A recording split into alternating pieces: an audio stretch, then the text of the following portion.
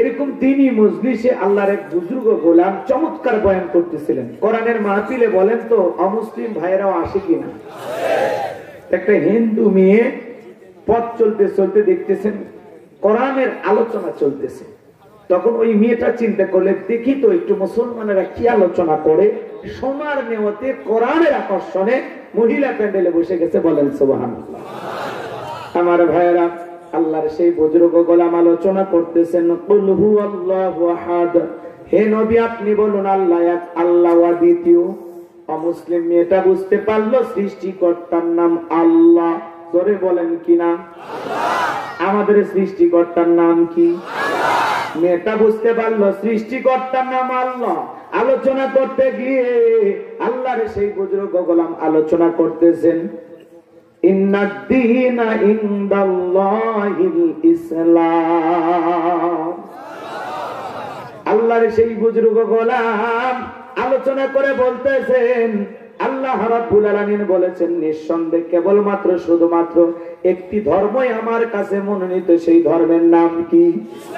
ইসলাম। ইসলাম আছে যেখানে শান্তি আছে, ইসলাম আছে যেখানে সমাধান আছে। আজকে আমরা মুখে মুখে বলি ইসলাম শান্তির ধর্ম, কিন্তু কোন জায়গায় ইসলামকে প্রতিষ্ঠিত করলে সমাজে শান্তি ফিরে আসবে সেই জায়গা আমরা আজও চিনলাম না। কথাকে বোঝা গেল? আলোচনার প্রেক্ষাপটে সময় হলে বলে দেব ইনশাআল্লাহ। সামনের দিকে যাই বাজানগো আমার। এইবার মেয়েটা বুঝতে পারলো সৃষ্টিকর্তার নাম আল্লাহ, শ্রেষ্ঠ ধর্মের নাম ইসলাম। মেয়েটার দেরি করলো না, মেয়েটা তখন কালেমা পড়ে মুসলমান হয়ে গেল। এই তো গত বছর বাজান ঝিনাইদহে একজন যুবক কোরআনের আলোচনা শুনতে এসে আমি গুনাহগারের হাতে হাত রেখে কালেমা পড়ে মুসলমান হয়ে গেল। গাজীপুরে একজন বৃদ্ধ বাবাজি আলোচনা শুনতে এসে কালেমা পড়ে মুসলমান হয়ে গেল। আমি গুনাহগারের হাতে আজ পর্যন্ত বাংলাদেশে 6 জন মানুষ কালেমা পড়ে মুসলমান হয়েছে। আমার ভাইয়ের একটু কথাগুলো মনোযোগ দিয়ে শুনবেন বাজান, যে কথা বলতে চাচ্ছিলাম। এইবার মেয়েটা মুসলমান হইয়া কালেমার মালা গলায় পয়রা বাড়িতে যা উঠতে বসতে আল্লাহর জিকির করে, বিসমিল্লাহ পাঠ করে, কোরআনুল কারীমের কয়েকটি আয়াত শুনে মুখস্থ করে তিলাওয়াত করে, উঠতে বসতে জবান দিয়ে কালেমার জিকির করে, ফিসফিস করে জিকির করে। হঠাৎ করে মেয়েটার মা শুনতে পেয়েছে, ডেকে বলে মেয়েরে তোর জবান দিয়ে কি যেন শুনতে পাইলাম। মেয়েটা ডেকে বলে মা, মুসলমান হয় যারা মিথ্যা কথা বলতে পারে না তারা। অকুলু কওলান সাদীদা, সঠিক কথা বলো, সত্য কথা বলো। মুসলমান কোনদিন মিথ্যাবাদী হতে পারে না, মুসলমান হবে সত্যবাদী। একটু মনোযোগ দিয়ে শুনবেন বাজানগো আমার। এইবার মেয়েটা ডেকে বলে মা, কয়েকদিন আগে মুসলমানদের কোরআনের মাহফিলে যায় বুঝতে পেরেছি সৃষ্টিকর্তার নাম আল্লাহ, শ্রেষ্ঠ ধর্মের নাম ইসলাম। আমি আর দেরি করি নাই, কালেমা পড়ে ইসলামের সুশীতল ছায়া তলে আশ্রয় গ্রহণ করেছি, বলুন সুবহানাল্লাহ। এইবার দেখে বলে মেয়েরে তুমি আমাদের একমাত্র আশা ভরসা, এসব কি শুনছি, এখনো সময় ইসলাম ধর্ম ত্যাগ করে বাপ দাদার ধর্মে ফিরে আসো। মেয়েটা ডেকে বলে মা, কখনোই সম্ভব নয়, আমি ইসলাম ধর্ম ছাড়তে পারবো না। রাতের বেলায় যখন স্বামী চলে এসেছে ডেকে বলে স্বামী গো সর্বনাশ হয়ে গেছে, আমাদের একমাত্র মেয়েটা কালেমা পড়ে মুসলমান হয়ে গেছে। তাই নাকি? বলে হ্যাঁ।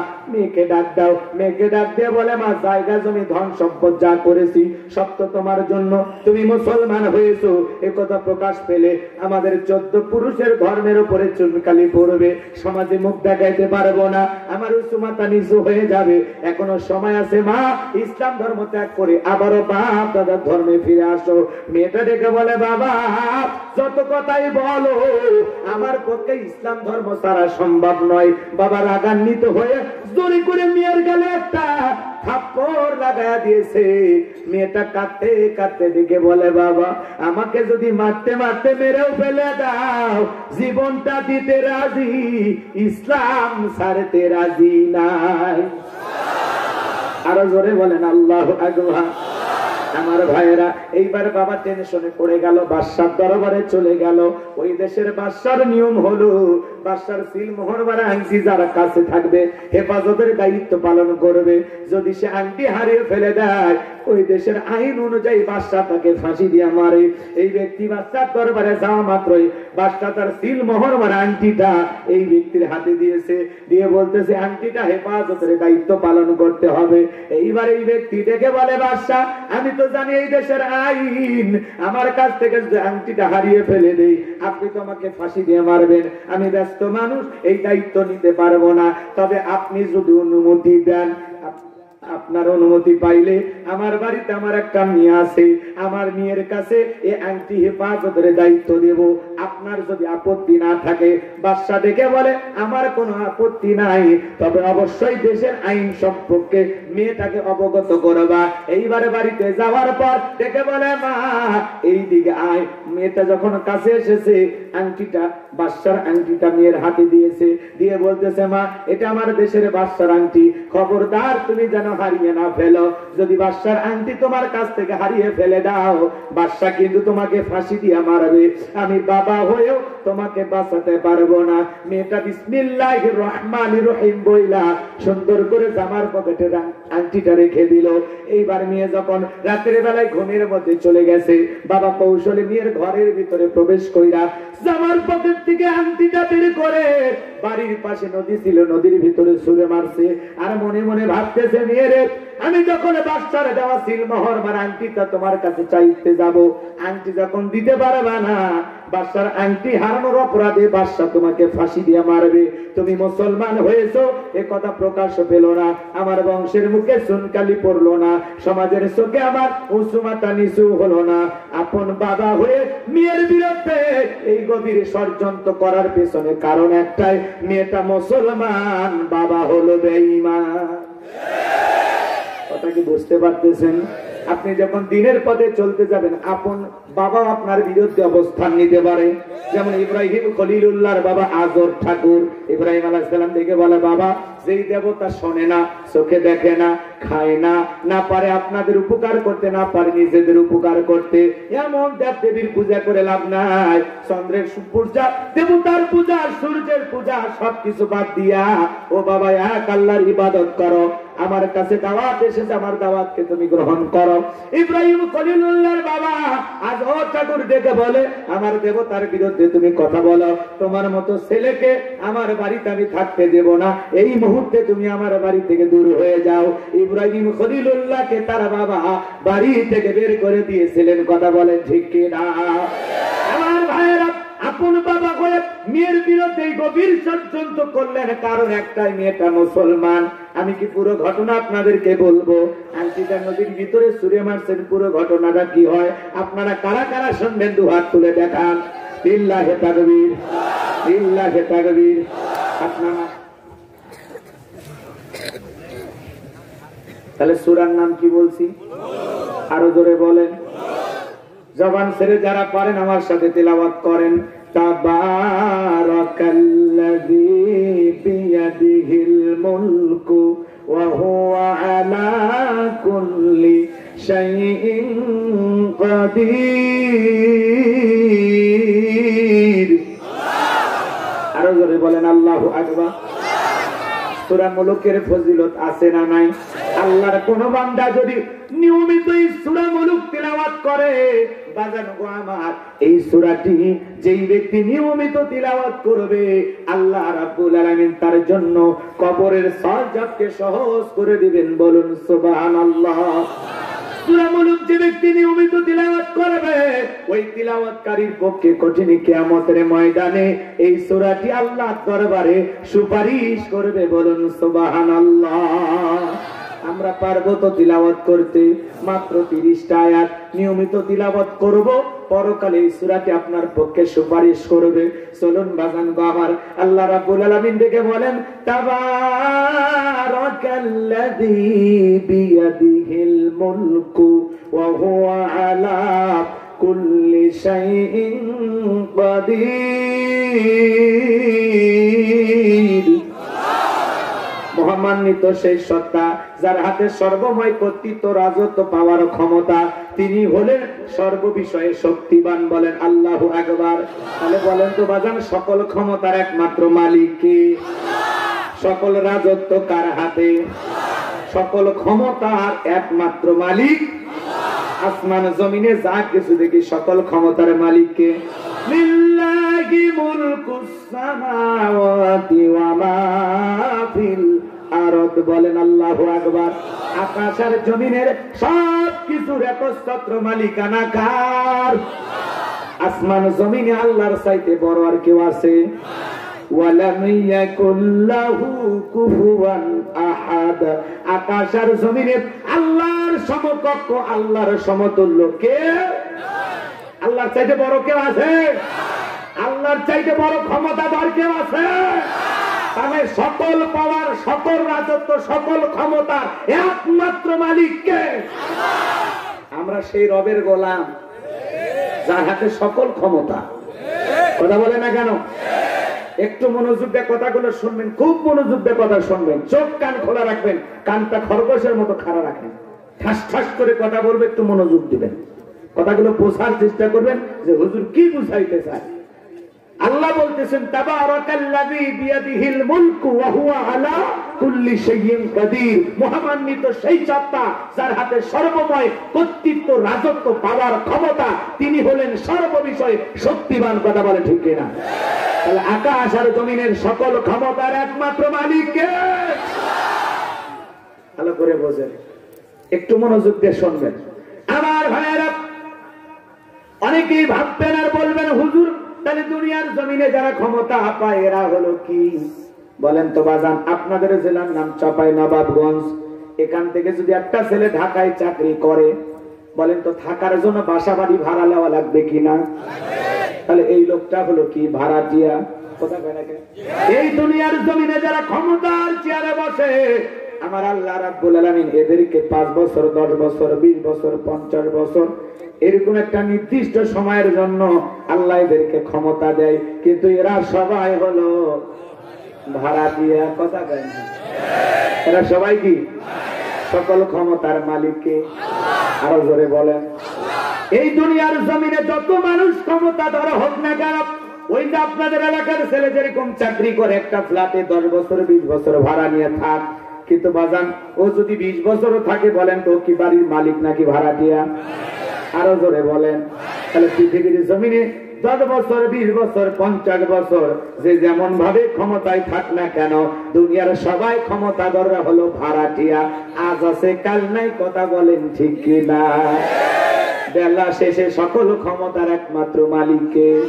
এজন্য আল্লাহ রাব্বুল আলামিন বলেন কুলিল্লাহুম্মা মালিকাল মুলকি তুতিল মুলকা মান তাশাউ ওয়া তানজিউল মুলকা মিম্মান তাশাউ ওয়া তুইজ্জু মান তাশাউ ওয়া তুযিল্লু মান তাশাউ বিয়াদিকাল খায়র ইন্নাকা আলা কুল্লি শাইইন কাদির।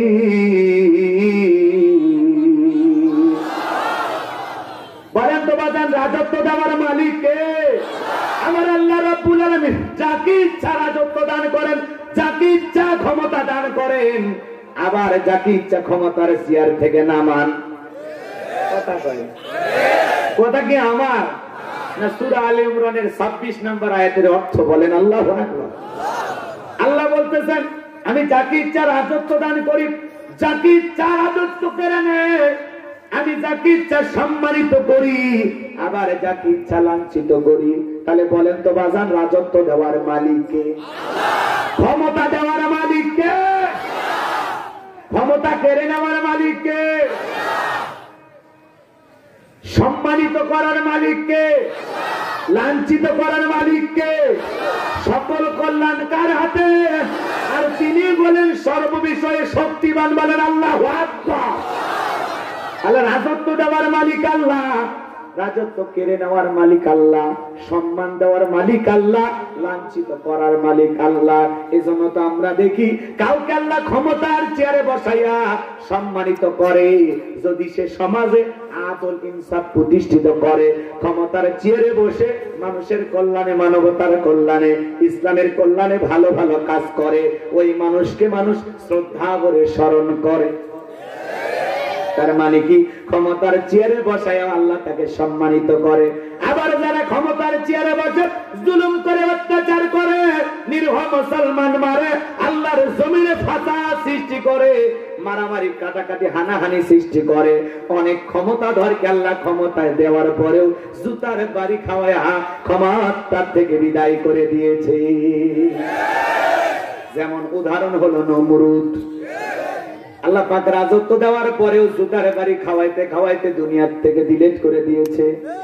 কথা বলে না, নিজের কর্মচারী ভাড়া রেখে জুতার বাড়ি খাইছে, খালি পেটেও জুতার বাড়ি, ভরা পেটেও জুতার বাড়ি, জুতার বাড়ি খাইতে খাইতে বিদায়, ল্যাংড়া মশা দিয়ে আল্লাহ বিদায় করে দিয়েছে। তাহলে আল্লাহ কাউকে ক্ষমতার আসনে বসাইয়া সম্মানিত করে, আবার কেউ বাড়াবাড়ি করলে আল্লাহ তাকে জায়গা মতো ধরে সাইজ করে। কথা বলে ঠিক কিনা? একটু মনোযোগ দেন, একটু মনোযোগ দেন। আল্লাহ পাক কি বলেন? তাবারাকাল্লাযী বিয়াদিহিল মুলকু ওয়া হুয়া আলা কুল্লি শাইইন কাদির। মহামান্বিত সেই সত্তা যার হাতে সর্বময় কর্তৃত্ব, রাজত্ব পাওয়ার ক্ষমতা, তিনি হলেন সর্ববিষয়ে শক্তিবান। তাহলে সকল ক্ষমতার একমাত্র মালিক কে? এই পৃথিবীর জমিনে আল্লাহ পাক চারজন মানুষকে রাজত্ব দিয়েছিলেন পুরো পৃথিবীর। কয়জন? চারজন মানুষকে আল্লাহ পাক পুরো পৃথিবীর রাজত্ব দিয়েছিলেন। বাজার একটু মনোযোগ দিয়ে কথাগুলো শুনবেন। আজকে তো ছোট নেতার গরম এলাকায় থাকা যায় না। মক্কাতেও কিন্তু এরকম ছিল। কোন জায়গায়? মক্কার একজন ছোটখাটো নেতা, একটা গুরুত্বীয় লিডার। কথা কি বোঝেন না? ছোটখাটো একটা গুরুত্বের সর্দার। কথা কি বোঝেন? আমার খুব বোঝেন। এর নাম ছিল আমর, মহাবীর আমর। রসুল হিজরত করে মদিনায় চলে গেছে। মদিনায় গেছে রসুল, রসুলের মতো রসুল দাওয়াতি কাজ চালু রেখেছেন, কিন্তু মক্কার কাফেরদের ঘুম নাই। কি নাই? জোরে বলেন কি নাই? এই মক্কার এই ছোটখাটো নেতা, কথা কি বোঝেন না? এই ছোটখাটো নেতা প্রতিমার সামনে, লাত, হুজ্জা, দেবদেবী, সরস্বতী, এগুলোর সামনে দাঁড়ায় বলতেছে, আমি যতক্ষণ না আব্দুল্লাহর বেটা মুহাম্মদ সাল্লাল্লাহু আলাইহি সাল্লামের কাল্লা না নিতে পারবো, ততক্ষণ আমি এক ফোঁটা পানিও পান করব না। কার কাল্লা নেবে? নবীজির কাল্লা নেবে। নবী কি ওর পাকা ধানে মই দিছে? তোর বাড়িতে কিছু করছে নবী? হ্যাঁ, তাহলে নবীর সাথে এরকম আচরণ কেন করতে চায়? নবীজির মাথা কেন নিতে চায়? নবীর একটাই অপরাধ, কালেমার দাওয়াত দেয়, ইসলামের কথা বলে, মানুষকে তাওহীদের পথে, আল্লাহর পথে দাওয়াত দেয়। কথা বলে ঠিক কি না? ভালো করে বোঝার চেষ্টা করবেন, চোখ কান খোলা রেখে আলোচনা শোনেন। এই মক্কার মহাবীর আমার যখন প্রতিমার সামনে ওয়াদা করলো নবীর কাল্লা না আনা পর্যন্ত এক ফোঁটা পানিও পান করবে না, এই খবর আল্লাহ পাক বিশ্ব নবীর কান পর্যন্ত পৌঁছায়া দিলেন। নবীজি যখন জানতে পারলেন মক্কার মহাবীর আমার কাল্লা নেওয়ার জন্য রওনা করেছেন, কি করা যায়, কি করা যায়? নবী সাহাবায়ে কেরামদেরকে বললেন, ও আমার সাহাবীরা, মক্কার মহাবীর আমর আমার মাথা নেওয়ার জন্য রওনা করেছে। বিশ্ব নবীর প্রিয় সাহাবী হযরত ওসমান নরম মানুষ হলো দোয়ার পক্ষে। কথা বলে না? হযরত ওসমান ডেকে বলে, নবী গো, আল্লাহ পাকের এত বড় নবী আপনি, বিশাল বড় পয়গম্বর, আপনি আল্লাহর কাছে দোয়া করেন, আল্লাহ আপনার দোয়া কবুল করবে। বিশ্ব নবী হযরত ওসমানের কথা শুনে আসমানের দিকে হাত তুলে ধরে দোয়া করেন, আল্লাহ, মক্কার মহাবীর আমর আমাকে হত্যা করার জন্য রওনা করেছে, আমার মাথাটা নেওয়ার জন্য রওনা করেছে। ওই আমর আমার কাছে পৌঁছার আগে ওর হাত পা যেন প্যারালাইজ হয়ে যায়। দোয়া করতে দেরি, আসমান থেকে জিবরাইল আসতে দেরি করে নাই। বলেন আল্লাহু আকবার। জিবরাইল এসে বলে, নবী গো, আল্লাহ পাক আমাকে পাঠিয়েছেন। আমার আল্লাহ বলেছেন আমি শুধুমাত্র দুই হাত দোয়া করার জন্য দেই নাই, মাঝে মাঝে জালেম আর বেঈমানদেরকে সাইজ করার জন্য দুই হাতে লাঠিও তুলে নেওয়া লাগবে। বলেন তো সব সময় কি দোয়া দিয়ে কাজ হয়? এই গ্রামের নাম হলো গৌরীপুর। জোরে বলেন কি নাম? মনে করেন এই গ্রামে চুরি বেড়ে গেছে, উদাহরণ দিতেছি কথা বোঝানোর জন্য, রাগ করতেছেন কি? একটু মনোযোগ দেন। মনে করেন চুরি বেড়ে গেছে, প্রতিদিন গরু ছাগল চুরি হয়, সুন্দরী বউ চুরি হয়, গহনাগাটি চুরি হয়, চোরের অত্যাচারে এলাকায় টেকা যাচ্ছে না। একজন কি করেছে জানেন? গমস্তাপুর বাজার থেকে 10 কেজি জিলাপি নিয়ে আসা হুজুরের হাতে দিয়ে বলতেছে, হুজুর একটু দোয়া করেন, চোরের হাত থেকে যেন আল্লাহ গ্রামকে হেফাজত করে। হুজুর জিলাপি পাইয়া হাত তুলে দোয়া করে বলতেছে, আল্লাহ চোরের হাত থেকে গৌরীপুর গ্রামবাসীর জানমাল তুমি হেফাজত করো। চোরও হাত তুলে বলতেছে আমিন আমিন আমিন। কারণ চোর কি খালি বাইরেরই থাকে না, ওই গ্রামের 2-1 থাকে, কথা কয় না। গ্রামের চোর না থাকলে ওই কার বাড়িতে কি আছে, কোথায় কি মাল লুকানো আছে, এই তথ্য দিবে কে? বোঝেননি? তাই বলে এই গ্রামের কে ভাই মন খারাপ করে না, তাই উদাহরণ দিতেছি বুঝানোর জন্য, আমার আবার বিপদে ফেলায় না। এক মাহফিলে ওয়াজ করছি বাদশা মিয়ার নামে, এক লোক মুনাজাতের পরে বলতেছে, হুজুর আমার নামে বাদশা, আপনি আমার নামে এত বাজে বাজে উদাহরণ দিলেন, আমি এই মুখটা কেমনে দেখাবো? এরকম ভাবেন না, জানি ঠিক আছে, আমি এমনি উদাহরণ দিতেছি কথা বোঝানোর আশায়। রাগ করতেছেন মনে হয়? লিল্লাহে তাকবীর। ওমাইন না বাজান, হুজুর যদি জিলাপি এদিক খেয়াল করে, জিলাপি পাইয়া দোয়া না করে বলতো, এ গৌরীপুরের যুবকেরা শুধু দোয়া করে জিলাপি খাওয়ায়া চোরকে ঠেকাইতে পারবা না। যদি গৌরীপুরের গরু ছাগল টাকা পয়সা ধন সম্পদ বিবি স্ত্রী সন্তান সব কিছুর নিরাপত্তা নিশ্চিত করতে চাও, এই গৌরীপুরের গ্রামে ঢোকার 4টা রাস্তা আছে। এই 4 রাস্তার মোড়ে মোড়ে বাংলার লাঠি দিয়া মাগরিব থেকে ফজর পর্যন্ত ডিউটি করতে হবে। একটা চোরকে যদি গ্রামে প্রবেশ করতে দেখো, ওই 4 জন যুবক মিলে ওই বাংলার লাঠি দিয়া এমন কায়দায় পিটাবি যাতে কমপক্ষে 3 বছরে হাসপাতালের বেডে যেন সোজা না হতে পারে। দোয়া দিয়ে চুরি ঠেকান যায় না, চুরি ঠেকাবার গেলে শক্ত পদক্ষেপ গ্রহণ করা লাগে, শক্তিশালী আইন লাগে। কথা বোঝা গেল? সব জায়গায় দোয়া দিয়ে কাজ হয়। জিবরাইল এসে বলে, নবী গো দোয়া কবুল হবে না, আল্লাহ বলেছে শুধু 2 হাত দোয়া করার জন্য দেই না, মাঝে মাঝে বেঈমানদেরকে সাইজ করার জন্য 2 হাতে লাঠি তুলে নেওয়া লাগবে। নবীজি হাতটা নামাইলেন, দোয়া কবুল হলো না। এইবার নবী টেনশনে পড়ে গেলেন, জিবরাইলকে ডেকে বলে, জিবরাইল কি করা যায়? জিবরাইল ডেকে বলে, নবী গো আপনার সাহাবীদের মাঝে আপনি ঘোষণা করে দেন, আপনার সাহাবীদের মধ্যে এমন কেউ কি আছে যে ওই মহাবীর আমরের মোকাবেলা করবে?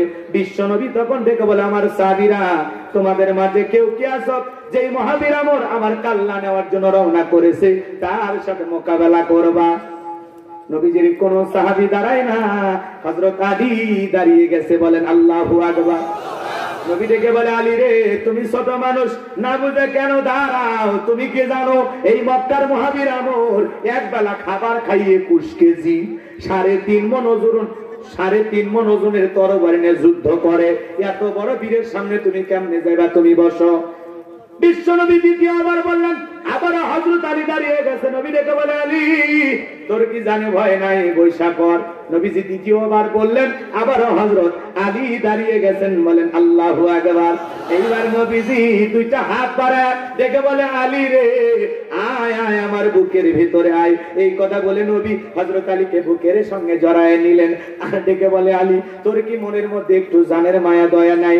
এত বড় বীরের সামনে কেমনে মোকাবেলা করবে? তোর কি অন্তরের ভিতর থেকে একটু ভয় কাজ করে না? হযরত আলী ডেকে বলে, নবী গো আপনি শুধু আমাকে দোয়া করে ছেড়ে দেন, ওই জালেম আমর আপনার মুখোমুখি হওয়ার আগে আমি জমিন থেকে বিদায় করে দেব। ইমানের একটা পাওয়ার থাকা দরকার আছে না নাই? যে ইমান প্রয়োজনে জ্বলে ওঠে না, যে ইমান সত্য ন্যায়ের কথা বলে না, যে ইমান অন্তরে নাই, যে ইমান অন্তরে নাই, মুখে ফোটায় কথার কলি, কিভাবে তারে বলো ইমান বলি, কিভাবে তারে বলো ইমান বলি। যে ইমান প্রয়োজনে জ্বলে ওঠে না, যে ইমান সত্য ন্যায়ের কথা বলে না। কথা বলেন ঠিক কিনা আমার ভাইয়েরা? বিশ্ব নবী তখন চিন্তা করলেন, আলী রে, এত বড় বীরের সামনে কি খালি হাতে দোয়া দেওয়া হবে? হবে না। উসমানকে ডেকে বলে, উসমান, তোমার বাড়িতে কি কোনো তরবারি আছে? হযরত উসমান ডেকে বলে, হুজুর, আমি কি জঙ্গি? আজকে তরবারি থাকলেই কি কয়? কথা কয় না, কথা কয় না। হযরত উসমান বলে, নবী গো, আমার বাড়িতে একটা তরবারি আছে, 27 ইঞ্চি লম্বা। বলেন আল্লাহু আকবার। আমাদের সমাজে দেখবেন বাগান, তরবারি দেখলেই মানুষ ভয় পায়, আতঙ্ক পায়, আছে না নাই? আজকে মুসলমানেরা, হামাস নেতা ইসমাইল হানিয়া বলেছেন, অচিরেই ইসরায়েলি ইহুদিদেরকে হটায়া ফিলিস্তিনের জমিন মুসলমানদের দখলে আসবে ইনশাআল্লাহ। ওরা 75 বছর ধরে নির্যাতন করেছে, হামাস বাহিনীর বিজয় আর অল্প সময়ের মধ্যেই হবে ইনশাআল্লাহ। ইসরায়েলি ইহুদিরা যখন হামাস বাহিনীরা বিশাল বিশাল সুড়ঙ্গ খনন করে রেখেছে, নবী যেমন খন্দকের যুদ্ধে খনন করে রেখেছিলেন, হামাস বাহিনী সেই তরিকা অবলম্বন করে বিশাল বিশাল সুড়ঙ্গ বানাইছে। ওর ভিতরে যখন ওরা প্রবেশ করতেছে, বাজান গো আমার, একটাও জীবন্ত বের হতে পারতেছে না। বলেন আল্লাহু আকবার। হামাস বাহিনী এখন সরাসরি আক্রমণ করতেছে। অচিরেই ফিলিস্তিনের ভূখণ্ড মুসলমানদের দখলে আসবে ইনশাআল্লাহ। হামাস নেতা সরাসরি ইসরায়েলি ইহুদি এদেরকে হুমকি দিয়েছে। নেতানিয়াহু, নেতা কি না, ওই যে নেতা, যে ইসরায়েলি ইহুদিদের মানে মূল নেতা, নেতানিয়াহু বদমাইশ, বুঝলেন? চেহারা দেখে বোঝা যায় বান্দরের বাচ্চা, মানুষের বাচ্চা না। কথা বলে না কেন? এই ইহুদিরা হলো সমাজের সবচাইতে নিকৃষ্ট জাতি। এদের ভিতরে কোনো মায়া দয়া নাই। ওদের ভিতরে যদি মায়া দয়া থাকতো, তাহলে ফুটান্ত গোলাপের মতো ছোট্ট ছোট্ট নিষ্পাপ ফিলিস্তিনি শিশুদেরকে ওরা হত্যা করতে পারতো না। ওদের জুলুম বাইরে গেছে। তারা বলে ঠিক কিনা? তো জুলুম নির্যাতন যত বাড়াবে, মুসলমানদের বিজয় তত নিকটে। কথা বলে ঠিক কিনা? এই জন্য সময় বেশি দূরে নাই। ওয়াসিরেই ইনশাআল্লাহ হামাস যোদ্ধাদের হাতে, ফিলিস্তিনি মুসলমানদের হাতে ওই ইসরায়েলি ইহুদিদেরকে পরাজয় বরণ করতে হবে ইনশাআল্লাহ। শুধু কি তাই? হ্যাঁ, ইরানের হুতি চেনেন না? এরাও মনে করেন একটা সংগঠন। এদের পক্ষ থেকে 1400 মাইল দূরে থেকে ওরা টার্গেট করে হামলা করছে এবং তারা সফল হয়েছে। বলেন আল্লাহু আকবার। এটা দেখে ইসরায়েলি ইহুদিরা আরো পিছিয়ে আসতেছে। বাপ রে বাপ, যেভাবে মুসলমানেরা হামলা করতেছে, জান নিয়ে বাঁচানো কঠিন হচ্ছে। কথা বলেন ঠিক কিনা? আজকেও তাদের কয়েকটা টাঙ্গের উপর এমন ভাবে হামলা করেছে, ধুলির সাথে মিশিয়ে দিয়েছে। শুধু কি তাই, 11 জন না 12 জন ইসরায়েলি ইহুদি সেনাদেরকে তারা দুনিয়ার জমিন থেকে বিদায় করে জাহান্নামে পাঠিয়ে দিয়েছে। বলেন আল্লাহু আকবার। মুসলমানেরা সারা জীবন মার খেলে চলবে না। দেয়ালে পিঠ থেকে গেছে। নিজ ভূমি রক্ষা করার জন্য, নিজেদের বসত বাড়ি, জন্মস্থান, নিজেদের মাতৃভূমি রক্ষা করার জন্য 75 বছর এই ইহুদিদের নির্যাতনের শিকার ফিলিস্তিনি মুসলমানেরা। 75 বছর ধরে। আর হামাসকে বলা হয় জঙ্গি। হ্যাঁ, ইসরায়েলি ইহুদিরা হামলা করে মসজিদে, গির্জায়, হাসপাতালে, নিরীহ নারীদেরকে, শিশুদেরকে, 8000-এর উপর বেশি মানুষকে বিদায় করে দিয়েছে। ওরা জঙ্গি হয় না। আর হামাস যখন দেয়ালে পিঠ থেকে গেছে, একটু পাল্টা আক্রমণের জবাব দিচ্ছে, একটু প্রতিরোধ করে তোলার চেষ্টা করতেছে।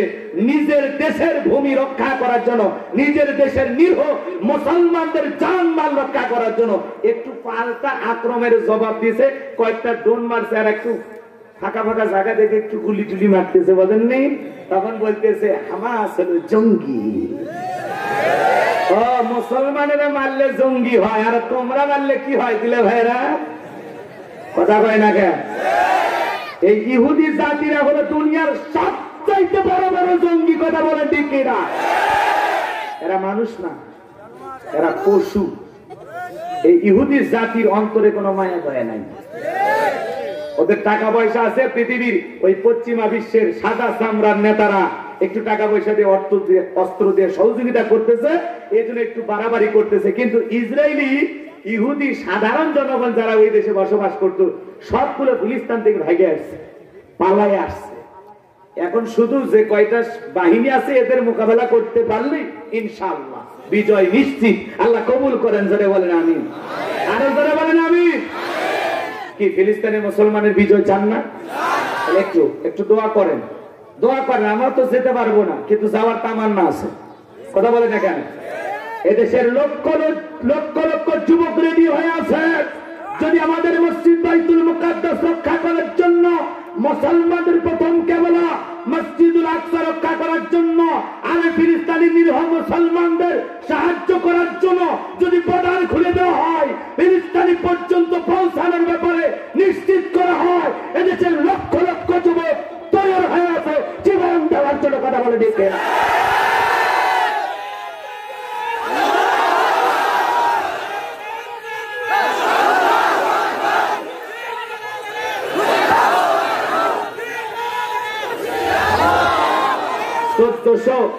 চোদ্দশো মাইল দূরে থেকে যদি মুসলমানেরা টার্গেট মোতাবেক ইসরায়েল ইহুদিদের জায়গা মতো হামলা করতে পারে, তাহলে মুসলমানেরা পিছিয়ে নাই, মুসলমানেরা বিজয় লাভ করবে ইনশাআল্লাহ।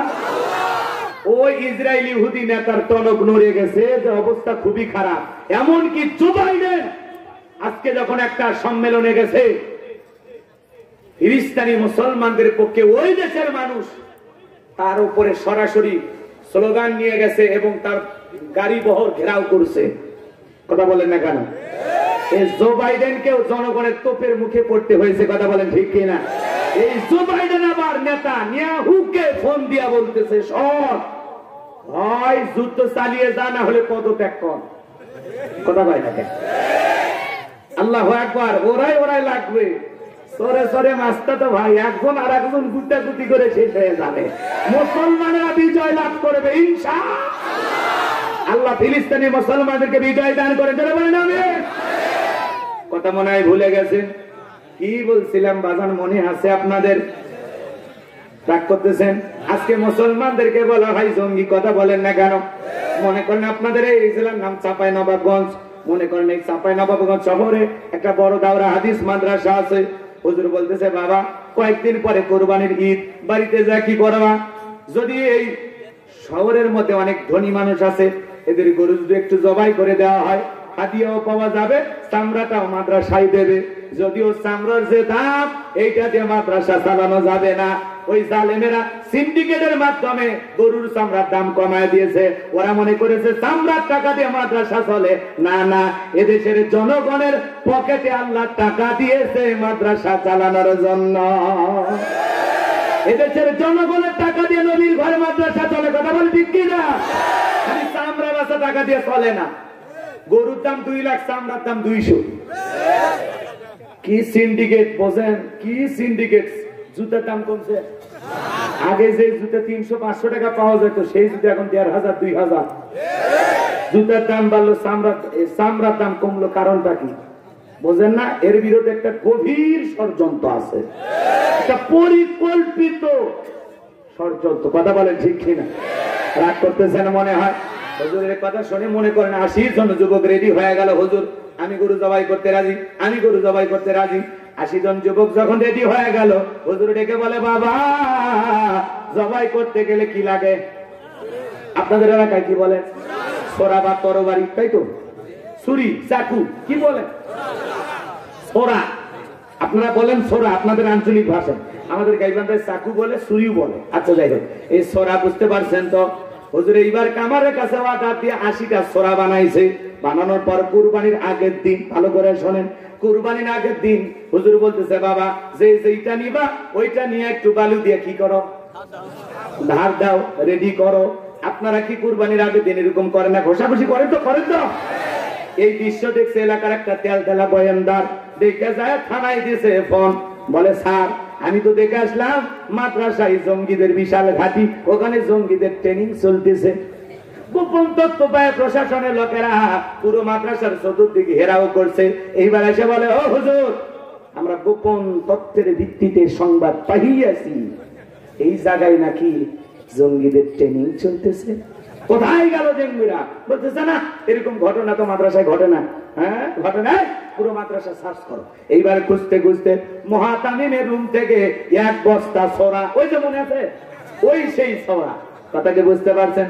এইবার সোরা যখন সবগুলো ঢেলে রেডি করা হয়েছে, ওসি সাহেব বলে, হুজুর আপনি না বললেন এসব কি বলার? একটা বুদ্ধিমোটা ছাত্র কোন জায়গায় কি বলা লাগবে ও জ্ঞান পায় না, আকল কম, কথা কি বুঝতে পারছেন? ও তখন বলতেছে বুঝতেছেন না, আগামী 10 তারিখ খালি ধরবো আর জবাই করবো। কথা কি বুঝছেন না? ওই বুদ্ধিমোটা ছাত্র বলতেছে আগামী 10 তারিখ রক্তের বন্যে বয়ে যাবে, রক্তের বন্যে। কথা কি বুঝতে পারছেন আপনারা? এইবার ওসি সাহেব মতামি মুখ ধরো, গ্রেফতার করো। মতামি মুখ বলতেছে ও ওসি সাহেব থামেন থামেন, আপনি কি ভুলে গেছেন? কি আপনি মুসলমান না? হ্যাঁ মুসলমান। আগামী 10 তারিখ কি? কি 10 তারিখ বলেন? আগামী 10 তারিখ হলো পবিত্র ঈদুল আজহা। এই ছেলেটার বুদ্ধি কম, বলা লাগবে একভাবে, বলেছে আর একভাবে। এ বুঝাইতে চাচ্ছে কুরবানির গরু ছাগল ধরবে আর জবাই করবে। তখন বলছে ও ঘটনা এই জন্য বাবা 14 ডাকাত ধরেন সমস্যা নেই, তাদের নামে মামলা আছে সমস্যা নেই, কিন্তু ভালো মানুষ ধরে তারপরে চিন্তা ভাবনা করে এই হুজুর কোন অপরাধে আসানো যায়। কথা কন না কাজা, কোন হুজুর মদের বোতল সহ গ্রেপ্তার হয়েছে দেখছেন? কি দোষ? কোন দোষ আছে? বউ নিয়ে ঘুরলে কাকির নাম আছে, তো দাদার আছে, তো দাদা যে তোর দাদি বিয়ে করছে ওটা কি আসল দাদি না নকল দাদি জানিস? হুজুরের বউ বেশি হতে পারে, কিন্তু বাংলাদেশের কোন হুজুর ধর্ষণকারী হতে পারে? কথা বলেন, রাগ করেন না, রাগ করেন না। সামনের দিকে যায়, কষ্ট হচ্ছে আপনাদের মনে হয় না? সামনের দিকে যায়, কোন কথা বলছিলাম মনে হয় ভুলে গেছেন? কি কি এজন্য মনে রাখবেন, বাংলাদেশের কোন মাদ্রাসায় জঙ্গিদের আস্থানা নাই। মাদ্রাসায় জঙ্গি তৈরি করার ট্রেনিং দেওয়া হয় না, মাদ্রাসায় জীবনের শেষ জানাজার নামাজের ট্রেনিং দেওয়া হয়, জুমার নামাজের ট্রেনিং দেওয়া হয়। এদেশের আদর্শ নাগরিক তৈরি করা হয় মাদ্রাসা থেকে। মাদ্রাসার বাচ্চারা শিক্ষককে বিদায় না, আর চুয়াডাঙ্গায় দেখলেন না পরীক্ষার খাতা কেড়ে নিয়েছে, ঠাস ঠাস করে পিঠে ছাড় দিচ্ছে। মাদ্রাসার ছাত্রদের ভিতরে এখনো আদব আছে, অজুর পানি উস্তাদের পায়ে ঢেলে দেয়। আর কলেজ ইউনিভার্সিটির দিকে তাকায় দেখেন ছাত্র শিক্ষক ও পিঠে লঙ্গি করে। কথা ঠিক কিনা? এরকম আছে না নাই? চলেন সামনের দিকে যাই। যে কথা বলতে চাচ্ছিলাম লম্বা হবে, লম্বা করব না।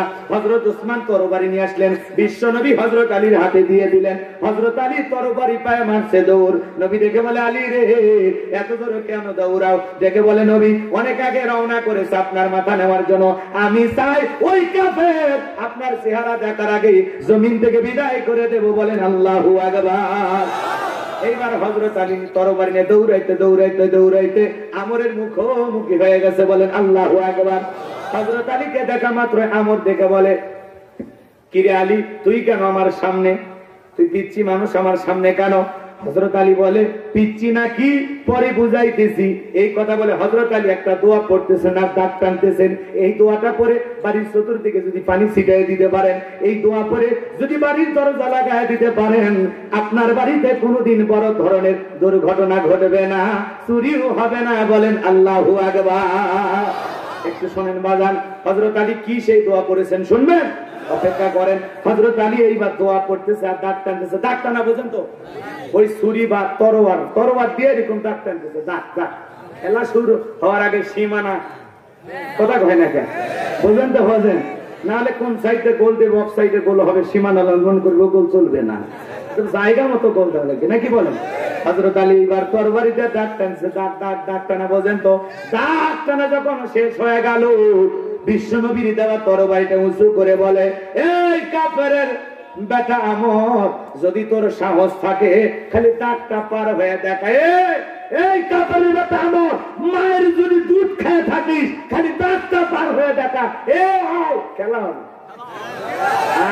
আল্লাহু আকবার বলেন। ভাই এটা বাংলাদেশের কিন্তু ভাইরাল ডায়লগ, শুধু তা না, এটা ভারত সব দেশেই, মানে বাংলা কথা যত মানুষ ডাকে সব জায়গাতেই ভাইরাল ডায়লগ। কথা ঠিক কি? আবার এই কথার মধ্যে আবার যেন কেউ রহস্য খুঁজছেন না, ঠিক আছে? এমনি বলতেছি কি হবে। হ্যাঁ আজকে দেখলাম না যুবকেরা খেলা হুজুর এনডিএ দিছে, কথা কয় না কেন? হ্যাঁ ইন্ডিয়ার সাথে তো বাংলাদেশও পারে না, কথা ঠিক না? যাই হোক, ইন্ডিয়াতে বিশ্বকাপ, যুবকেরা বলতেছে ইন্ডিয়া এবার কাপ মারবি হুজুর। এরা আবার বিশ্বকাপের পাগল। রাগ করতেছো তোমরা? আচ্ছা, এইদিকে খেয়াল করেন বাজান, যে কথা বলতে চাচ্ছিলাম, হযরত আলী ডেকে বলে, এই মহাবীর আমার কাফের, যদি তোর সাহস থাকে খালি দাগটা পার হয়ে আয়, এ আয়। আল্লাহু আকবার বলেন। এই কথা শুনে আমরের হাত পা কাঁপা শুরু হয়েছে। দুইজন লাগা লাগা ভাব। পুরো ঘটনাটা কি বলবো? কারা কারা শুনবেন একটু হাত তোলেন তো দেখি। লিল্লাহে তাকবীর, লিল্লাহে তাকবীর। আত্মান আল্লাহ বলেন, তাবারাকাল্লাযী বিয়াদিহিল মুলকু ওয়া হুয়া আলা কুল্লি শাইইন কাদির। মহামান্বিত সেই সত্তা যার হাতে সর্বময় কর্তৃত্ব, রাজত্ব পাওয়ার ক্ষমতা, তিনি হলেন সর্ববিষয়ে শক্তিবান। তাহলে সকল রাজত্ব পাওয়ার ক্ষমতা কার হাতে? তিনি এই পৃথিবীর জমিনে কয়জন মানুষকে পাওয়ার দিয়েছিলেন বলেন? কয়জন? 4 জন। এর মধ্যে হলো 2 জন ইমানদার, একজন হলো বাদশা যুলকারনাইন। বলেন কি নাম? বাদশা যুলকারনাইনকে আল্লাহ পাক 1 নয় 2 নয় পৃথিবীর জমিনে 1600 বছর হায়াত দিয়েছিলেন। বলেন সুবহানাল্লাহ। বাদশা যুলকারনাইনকে আল্লাহ পাক পুরো পৃথিবীর রাজত্ব দিয়েছিলেন। তার রাজত্ব নিয়ে যদি আমি ঘটনা বলা শুরু করি, 2 দিন শেষ হয়ে যাবে, বলার সুযোগ নাই। 1 নাম্বার ইমানদার বাদশা যুলকারনাইনকে আল্লাহ পাক পুরো পৃথিবীর রাজত্ব দিয়েছিলেন। 2 নাম্বার হলো নবী সুলাইমান। বলেন আল্লাহু আকবার। নবী সুলাইমান আলাইহিস সালামকে আল্লাহ পুরো পৃথিবীর রাজত্ব পাওয়ার ক্ষমতা দিয়েছিলেন। আমি আজকে 2 জন ইমানদারের বাদশাহীর কথা বলবো না, 2 জন কাফেরকে আল্লাহ পাক পুরো পৃথিবীর রাজত্ব পাওয়ার ক্ষমতা দিয়েছিলেন। এর মধ্যে একজন জালেম বাদশা, নাম হলো বখতে নাসর। জোরে বলেন কি নাম? আরো জোরে বলেন। এই বখতে নাসর জালেম বাদশাকে আল্লাহ পাক পুরো পৃথিবীর রাজত্ব পাওয়ার ক্ষমতা দিয়েছিল। সে আসছিল কোন সময় জানেন? এই যুবক একটু মনোযোগ দাও, গুনাহগারের কথাগুলো শুনে যাও। হযরত পয়গম্বর, একজন পয়গম্বর আল্লাহর জমিনে এসেছিলেন, নাম হলো দানিয়েল আলাইহিস সালাম। জোরে বলেন কি নাম? নবী দানিয়েল আলাইহিস সালামের জামানায় আল্লাহ রাব্বুল আলামিন জালেম বাদশা বখতে নাসরকে পাঠাইছিলেন। কিন্তু তার আগে পয়গম্বর কি করেছিলেন জানেন? পয়গম্বর তার কওমের মানুষকে দাওয়াত দিলেন। আল্লাহ রাব্বুল আলামিন বলেন, ইয়া বানি ইসরাঈল আযকুরু নি'মাতি আল্লাতী أنعمت عليكم وأني فضلتكم على العالمين। নবী দানিয়েল দেখে বলে, হে বনি ইসরাইলের উম্মতেরা শোনো, এক সময় তোমাদের দাসত্বের জীবন ছিল, গোলামীর জীবন ছিল, তোমাদের বাপ দাদা চাকর ছিল, কৃতদাস ছিল। সেই জীবন থেকে আল্লাহ পাক তোমাদেরকে মুক্তির জীবন দিয়েছে, স্বাধীনতার জীবন দিয়েছে। বিদায় তোমরা দাম্ভিকতা করো না, অহংকার করো না। এখনো সময় আছে, এক আল্লাহর ইবাদত করো। এক সময় তোমাদের বাপ দাদা খাইতে পারতো না, পড়তে পারতো না, এখনো সময় আছে, তোমরা এক আল্লাহর ইবাদত করো। ওরা দেখে বলে, ও পয়গম্বর, পুরান দিনের গল্প শোনায় লাভ নাই, বাপ দাদা কি ছিল ওইটা জানে আমাদের লাভ নাই। কথাকে বোঝেন? রাগ করতেছেন মনে হয়? অতীতে কে কি করে ভুলে যায় মানুষ। কথা বলেন ঠিক কিনা? এই যে আজকে ফরিদপুরের একটা ঘটনা দেখলাম বাজার, 12 বছর আগে একটা পোল্ট্রি দোকান থেকে চুরি করছে, বাজার থেকে মাত্র 3000 না কয় হাজার টাকা চুরি করেছে। আল্লাহর গোলাম 12 বছর পরে একখানা চিঠি লেখা দোকানদারের কাছে টাকা ফেরত পাঠাইছে। দোকানদার দোকানে ঝাঁপ খুলে দেখে একটা চিঠি আর প্যাকেটের ভিতরে টাকা। অবাক হয়ে গেল। চিঠির ভিতরে লেখেছে, আমাকে ক্ষমা করে দেবেন, আমি অভাবের কারণে পরে আজ থেকে 12 বছর আগে আপনার দোকানের টাকা চুরি করেছিলাম, টাকাটা ফেরত দিয়ে গেলাম, আমাকে আপনি মাফ করে দেন। ভাইরাল চোর। কথা বলেন। চোর হলেও মানুষ ভালো, টাকা চুরি করেছিল, 12 বছর পরে মালিকের কাছে ফেরত দিল। এইবার তাকে বলা হলো, ভাই আপনার টাকা যে চুরি করেছে ছেলেটা ফেরত দিয়েছে। বলে, আমি খুশি হয়ে গেছি।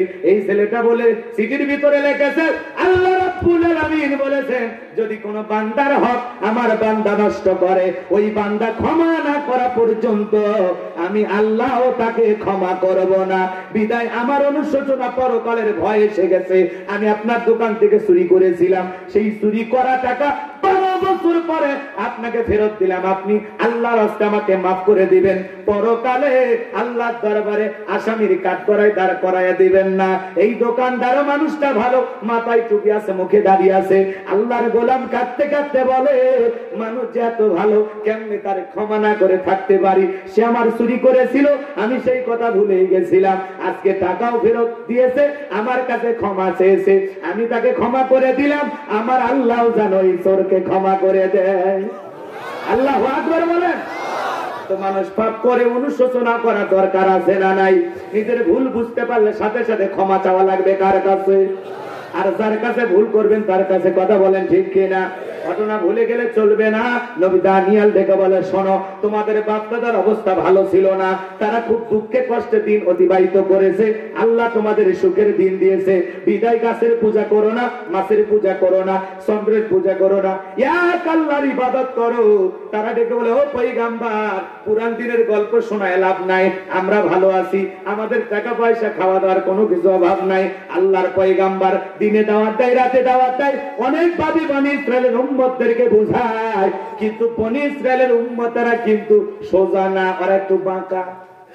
কথা বলে, ওরা কি একটু বাঁকা, ঠেটা ঠেটা বোঝেন আপনারা? ঠেটা বোঝেন?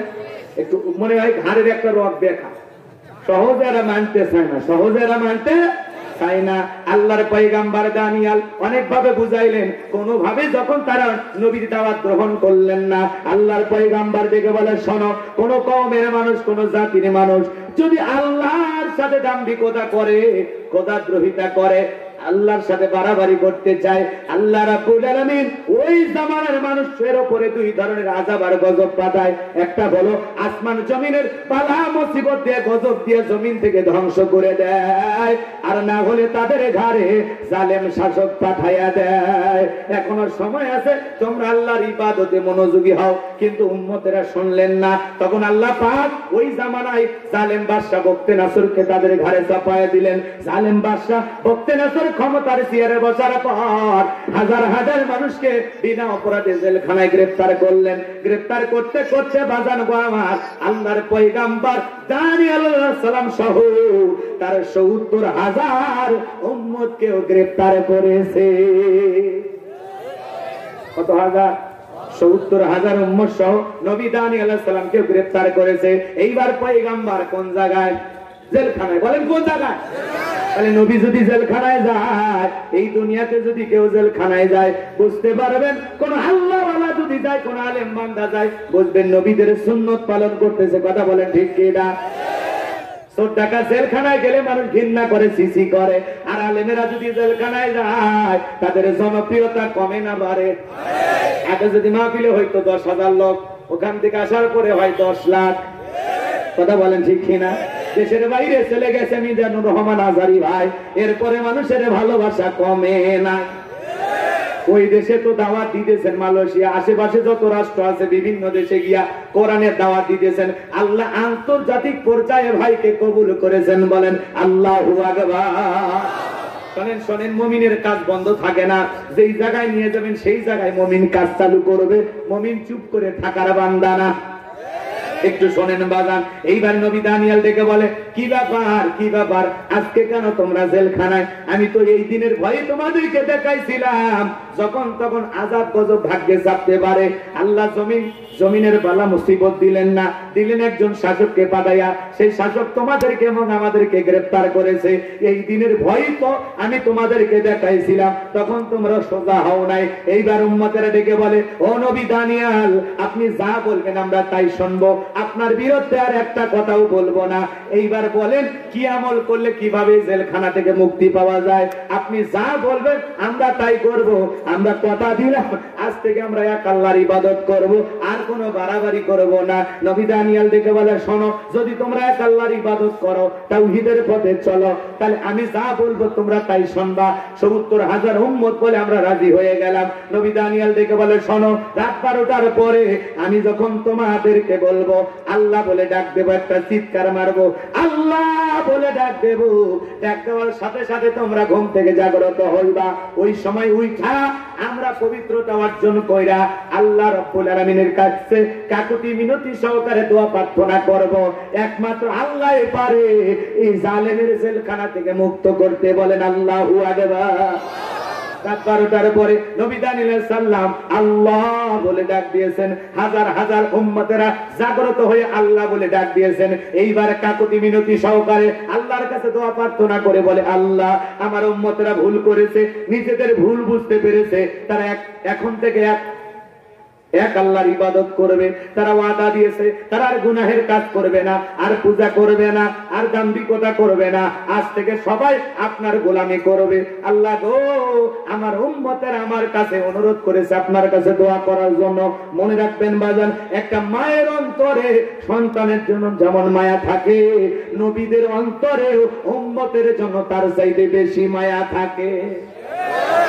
এবার নবী দানিয়েল কেঁদে কেঁদে বলে, আল্লাহ আমার উম্মতেরা ভুল বুঝতে পেরেছে, আপনি আমার উম্মতদের ক্ষমা করে দেন। আল্লাহ তাদের ঈমানকে আপনি কবুল করে নেন, আর ওয়াসিরে এই জালেমের জেলখানা থেকে আপনি মুক্ত করার ব্যবস্থা করে দেন। আমার আল্লাহ আসমান থেকে ডেকে বলে, ও নবী দানিয়েল আর কাঁদতে হবে না, দোয়া আসমানে কবুল হয়ে গেছে। আমি আল্লাহ পাক ওয়াসিরে এই জালেমের জেলখানা থেকে তোমাদের মুক্ত করার ব্যবস্থা করে দেব। বলেন আল্লাহু আকবার। আল্লাহ রাব্বুল আলামিন তখন ওই জালেম বাদশা বখতেনাসরকে গভীর রাত্রে এমন একটা মারাত্মক ভয়ঙ্কর স্বপ্ন দেখা দিল। বাজান গো আমার, এমন এক মারাত্মক ভয়ঙ্কর স্বপ্ন দেখা দিয়েছে। ঘুমের মধ্যে স্বপ্ন দেখা ওই বখতেনাসর জালেম বাদশা চিৎকার মেরে লাফতে উঠছে। আশেপাশের লোকজন এসে বলে, নেতা এত জোরে চিৎকার মারলেন, ব্যাপারটা কি? কই চেহারা দেখে বোঝো না কেন চিৎকার মারছি? আমি একটা ভয়ঙ্কর স্বপ্ন দেখেছি। এই রাজ্যের যত স্বপ্নের তাবির কারক আছে, যারা জ্যোতিষ আছে, গবেষক আছে, ওদেরকে তাড়াতাড়ি করে আগামীকাল সকালবেলা আমার দরবারে হাজিরি করো। এইবার হাজার হাজার মানুষকে হাজির করা হলো, যারা স্বপ্নের ব্যাখ্যা বলতে পারে, স্বপ্নের তাবির কারক। তাদের সামনে যখন এই জালেম বাদশা গভীর রাতে দেখা ভয়ঙ্কর স্বপ্নের কথা বলতে যাবে, আল্লাহ রাব্বুল আলামিন তখন ওই বাদশা বখতেনাসরের মাথার মেমোরিতে ভাইরাস ঢুকা দিয়া ওই কথাগুলো তার মাথার থেকে ডিলিট কইরা আল্লাহর পয়গম্বর দানিয়েল আলাইহিস সালামের মাথার মেমোরির মধ্যে আল্লাহ সেভ করে দিলেন। বলুন সুবহানাল্লাহ। আর জোরে কোন সুবহানাল্লাহ। একটা মানুষের মাথায় যা আছে আর একটা মানুষের মাথায় পার করে দেওয়া আল্লাহর পক্ষে সম্ভব কিনা? জোরে বলেন, পারবেন কিনা? লিল্লাহি তাকবীর। আমার ভাইরা, এইবার জালেম বাদশা যখন জনগণের সামনে স্বপ্নের কথা বলতে যাবে, ওই মুহূর্তের মধ্যে সে স্বপ্নের কথা ভুলে গেছে। ভোলাইয়া দিলেন কে? এইবার জালেম বাদশা ডেকে বলে, গতকাল রাতে স্বপ্নে কি জানো দেখছিলাম, আর মনে নাই। এইবার স্বপ্নের কথা বলতে পারলেন না, তখন মুহূর্তের মধ্যে কথার পরিবর্তন করে ডেকে বলে, শোনো, গতকাল রাতে স্বপ্নে কি দেখেছি সেই কথাও তোমাদের বলতে হবে, এই স্বপ্নের ব্যাখ্যাও তোমাদেরকে বলতে হবে। জনগণ ডেকে বলে, বাদশা এ তো পাগলামি কথা, স্বপ্ন দেখেছেন আপনি, আমরা কিভাবে বলবো? বলা সম্ভব? বাদশা স্বপ্ন দেখেছে কি জনগণ জানে? কি বাবা বলা সম্ভব? স্বামী কি স্বপ্নে দেখে বউ জানে না? বউ কি স্বপ্নে দেখে স্বামী জানে না? স্বামী স্ত্রী একই খাটের মধ্যে একই বিছানার মধ্যে ঘুমাচ্ছে, ঘুমের ঘরে স্বামী বউকে বাদ দিয়া অন্য আর একটা মেয়েকে নিয়ে চাপাই নবাবগঞ্জ ঘোরাঘুরি করতেছে। বউ যদি এটা টের পাইতো যে আমার স্বামী আমাকে বাদ দিয়া আর একটা সুন্দরী মহিলা নিয়ে ঘুরতেছে, যদি বউ টের পাইতো স্বামীকে কি ঘুমাইতে দিত? কথা বলে গে, ঘুমানো বাদ দিয়ে মারামারি শুরু হয়ে যেত। কথা বলেন ঠিক কিনা? তার মানে স্বামী স্বপ্নে কি দেখে বউ জানে না, আবার বউ যদি স্বপ্নে স্বামীকে বাদ দিয়া আর একটা ছেলের হাত ধরে ফুসকে খায়া করে, বলেন তো স্বামী বলতে পারবে? আর যদি বলতে পারতো বলেন তো বউকে কি ছেড়ে দিত? কথা বল না গে, রাগ করতেছেন মনে হয়। তার মানে ছেলে কি স্বপ্নে দেখে মেয়ে জানে না, মেয়ে কি স্বপ্নে দেখে ছেলে জানে না, স্বামীর স্বপ্নের কথা বউ জানে না, বউয়ের স্বপ্নের কথা স্বামী জানে না। আমরা স্বপ্নের দিকে, স্বপ্নের ভিতরে দেখি বাপরে বাপ সাপ এসে তারা করছে, ঘুম থেকে উঠে কি সাপ খুঁজে পায়? আগুন লাগছে স্বপ্নে দেখি, তারপরে জাগ্রত হয়ে আগুন খুঁজে পায়। স্বপ্নে দেখা যায় একটা গরিব মানুষ টিনের বেড়াওয়ালা ঘরে ঘুম পাড়তেছে, বাপরে বাপ স্বপ্নে ব্যবসা বাণিজ্য কইরা টাকা পয়সা জমাইয়া চাপাই নবাবগঞ্জ শহরের মধ্যে 5 তলা বিল্ডিং করছে। ঘুমের মধ্যে দেখে বাড়িতে অনেক চাকর বাকর, ডাকতে বলতেছে এক কাপ চা দিয়া যা, থাপ্পড় মেরে দেখে সেই চিড়ে খেতায়। তার মানে স্বপ্ন থাকে, স্বপ্ন সত্যি হয়। রাগ করতেছেন মনে হয়। কত যুবক আছে নারী, এই দিক নায়িকাদের ছবি ঘরের ভিতরে টাঙায় রাখে, ঘুমানোর আগে একবার দেখে, আরে এরকম যদি বউ পাইতাম জীবন ধন্য হয়ে যাইতো। স্বপ্নে দেখে ওই নায়িকা ওর বুকের ওপর। কথা কন ঠিক কিনা? আশেপাশে কত স্বপ্ন যুবকেরা দেখে। এই যুবক একটু মনোযোগ দিয়ে কথাগুলো শুনে যাও। জালেম বাদশার কথা শুনে জনগণ দেখে বলে, বাদশাহ এ তো পাগলামি কথা, স্বপ্নে আপনি কি দেখেছেন বলবেন, আমরা ব্যাখ্যা দেব। বলে না, আমি স্বপ্নে যা দেখেছি তাও বলতে হবে, এই স্বপ্নের ব্যাখ্যাও তোমাদের বলতে হবে। জনগণ দেখে বলে, বাদশাহ তো পাগলামি কথা। এইবার বাদশাহ দেখে বলে, তোমরা নাকি গায়েব জানো। জনগণ কি বলতেছে? তোমরা নাকি গায়েব জানো। আচ্ছা, কষ্ট হচ্ছে আপনাদের? দোয়া করে দেব, একটু অপেক্ষা করেন বাজান। কিছু মানুষ ওটা বসা করতেছে, দেখতেছি, মানে নিচ্ছি। শোনেন শোনেন, আয়াতের আলোকে একটু কথা বলা লাগবে, বোঝেন বোঝেন? হ্যাঁ, খালি মিল খোঁজার চেষ্টা করেন, তাহলে মিলে যায়। লিল্লাহি তাকবীর। এই দোয়া করব, রাগ করতেছেন? একটু মনোযোগ দিয়ে শোনেন বাজান গো আমার, যে কথা বলতে চাচ্ছিলাম গভীর মনোযোগ দিয়ে শোনেন। বাদশা ডেকে বলে, তোমরা নাকি গায়েব জানো। আমাদের সমাজে কিছু মানুষ বলে আমরা গায়েব জানি। আছে না কিছু ভণ্ড বাবা? আছে না ভণ্ড বাবা? ভণ্ড পীর আছে না? না, এরা কি বলে? আমরা গায়েব জানি। কথাকে বোঝেন নাই?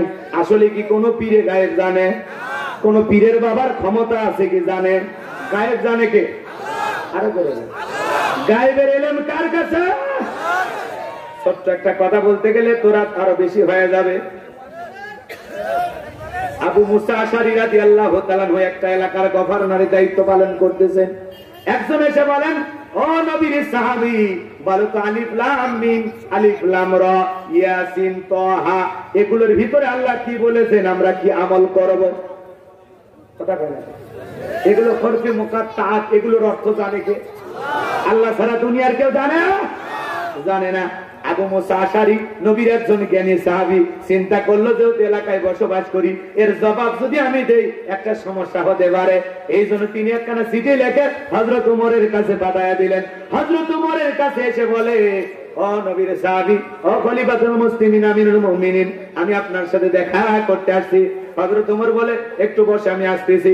কিছুক্ষণ পরে ব্যস্ততা ঝেড়ে হযরত ওমর বলে, কেন আসছো? চিঠি পড়ে দেখে আবু মুসা আশারী চিঠি লিখেছেন, চিঠির ভিতরে ইঙ্গিত দিয়ে দিয়েছেন এর ভিতরে সমস্যাটা কি।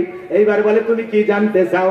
বলে, ও নবীর সাহাবী, ও ইসলামের খলিফা, বলেন তো আলিফ লাম মিম, ইয়াসিন, তাহা, আলিফ লাম রা, এগুলোর অর্থ কি আপনি জানেন?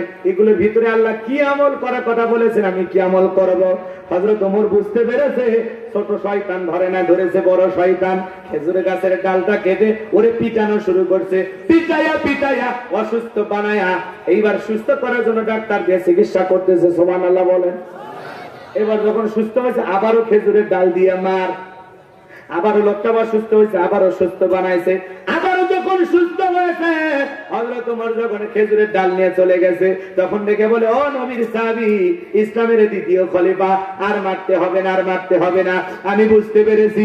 আলিফ লাম মিম, আলিফ লাম রা, তাহা, ইয়াসিন, এগুলোর ভিতরে যদি আমলের কোনো কিছু থাকতো, আল্লাহ পাক তার হাবিবের মাধ্যমে জানায় দিত। এজন্য আমি বুঝতে পেরেছি এগুলোর ভিতরে আমলের তেমন কিছু নাই। আমার ভিতরে যে শয়তান ভর করেছিল, সেই শয়তান চলে গেছে, আপনি আমাকে মাফ করে দেন। এজন্য যদি কোনো ভণ্ড পীর বলে আলিফ লাম মিম, কোন আলেম অর্থ না জানলে আমি জানি, ওরে ওইরকম একটা গোপন রুমের ভিতরে নিয়ে যায় গোপন মার দেওয়া লাগাবে, আর বলা লাগবে এটা গায়েবী মার, দুনিয়ার কারো কাছে বলবি না, বললে ধ্বংস হয়ে যাবি। যাই বলবে আমি গায়েব জানি, আর 1 নাম্বার ঔষধ হলো মার। কথা কি বুঝছেন আপনারা? কি ভাই বলছে? দোয়া করব? লিল্লাহি তাকবীর। শোনেন বাজান গো আমার, যে কথা বলতে চাচ্ছিলাম, তাহলে দুনিয়ার কোন পীর যদি বলে আমি গায়েব জানি, ওটা পীর না ভণ্ড? তাহলে ভণ্ড পীরের কাছে যাওয়া যাবে? কিছু কিছু দরবার আছে কয় পীর সব জানে, তোর পীর কিছু জানে। কথা বলে আছে না ভণ্ড, ওদের দরবারে যায় মানুষ লাফালাফি করে। আবার কিছু পীর গান বানাইছে, কই পানির ভিতর জ্বললে বাতি, ঝড় বাতাসেও নেবে না, ল্যাংটা বাবার মুরিদ হইলে নামাজ রোজা লাগে না। যে পীর বলে নামাজ রোজা লাগবে না, ওটা পীর না, টাটকা শয়তান। এই দুনিয়ার এমন কোন নবী রাসূল নাই যে নবী রাসূল নামাজ আদায় করে নাই। আর এই ভণ্ড পীর বলে কি, সিজদার মতো একটা সিজদা দিবি, জান্নাত পার হয়ে জাহান্নামে চলে যাবি। এরকম টাটকা শয়তান আছে না নাই? তবে চাঁপাই নবাবগঞ্জ অবশ্য পীর মুরিদি নাই, এদিকেও পীর সাহেব আছে। হককে দিয়ে পীর থাকলে সমস্যা নাই। রাগ করতেছে নাকি আপনারা? পীর ছিল শাহজালাল, শাহপরান, শাহ মাকদুম, বাইজিদ বুস্তামি, আব্দুল কাদের জিলানী, রংপুরে কেরামতুল্লাহ, বগুড়া শাহ সুলতান, রাজশাহী শাহ মাকদুম, বড় বড় আল্লাহ ওয়ালারা ছিলেন, তাদের মাধ্যমে ইসলামের প্রচার হয়েছে। কথা বলে ঠিক না? পীর তো সেই হযরতে শাহজালাল, খানকায় পীর, রাজপথে বীর, নারাই তাকবীর হুঙ্কার দিয়েছে, গৌর গোবিন্দ ধুতি খুলে পালাছে। আর এখনকার পীর খালি গরু ছাগল নেওয়ার পীর। কথা বলে গরু ছাগল নেওয়ার জন্য বসে থাকে, এরকম ভণ্ড আছে না নাই? পীরের দরবারে গরু ছাগল দিয়ে জান্নাতে যাওয়া যাবে আর সব পাওয়া যাবে? কোন গুরু বলছে? ও পীর যদি আল্লাহওয়ালা হয় সে তো জান্নাতে যাবে, তাহলে গরু ছাগল দিয়ে কি করবেন? অতএব এলাকায় যে গরিব মেয়ের বিয়ে হয় না, ওর বিয়েতে গরু জবাই করে মেহমানদারি করা যায় না, আল্লাহর আরশ খুশি হবে। এলাকায় যদি এতিমখানা মাদ্রাসা থাকে, ওই ছাগলটা এতিম বাচ্চাদেরকে রান্না করে খাওয়ান, আল্লাহর আরশ খুশি হবে। কথা বল ঠিক কি না? খবরদার, কোন ভণ্ড পীরের দরবারে যাওয়া যাবে না। আমার দেশে নারী পুরুষ একত্রে জিকির করে, এরকম ভণ্ডামি আছে না নাই? যে পীর নিজের ইমামতিতে নামাজ আদায় করে, এগুলো হলো পীর। কথা বোঝা গেছে? যে পীরের পা থেকে মাথা পর্যন্ত নবীর সুন্নাত দিয়ে ঢাকা, ওয়াকুনু মা'আস সাদিকিন, আল্লাহ বলে তোমরা সত্যবাদীদের সঙ্গী হও। হককে নিয়ে আল্লাহ ওয়ালাদের সাথে আমরা ওঠা বসা করব। কথা বলে ঠিক কি না? ভণ্ড পীরের কাছে যাওয়া যাবে না। মাজারগুলো হয়ে গেছে গাঁজা খাওয়ার আসর। গাঁজা খায়া মুখদারি সব লাল বানাইছে, টর্চ লাইট মেরে মুখ কোটা খুঁজে পাওয়া যায় না। বগলে চুলটার বেরি বাড়ি হয়েছে, সুন্দরবনে এই অবস্থা, বান্দরবনে কি অবস্থা?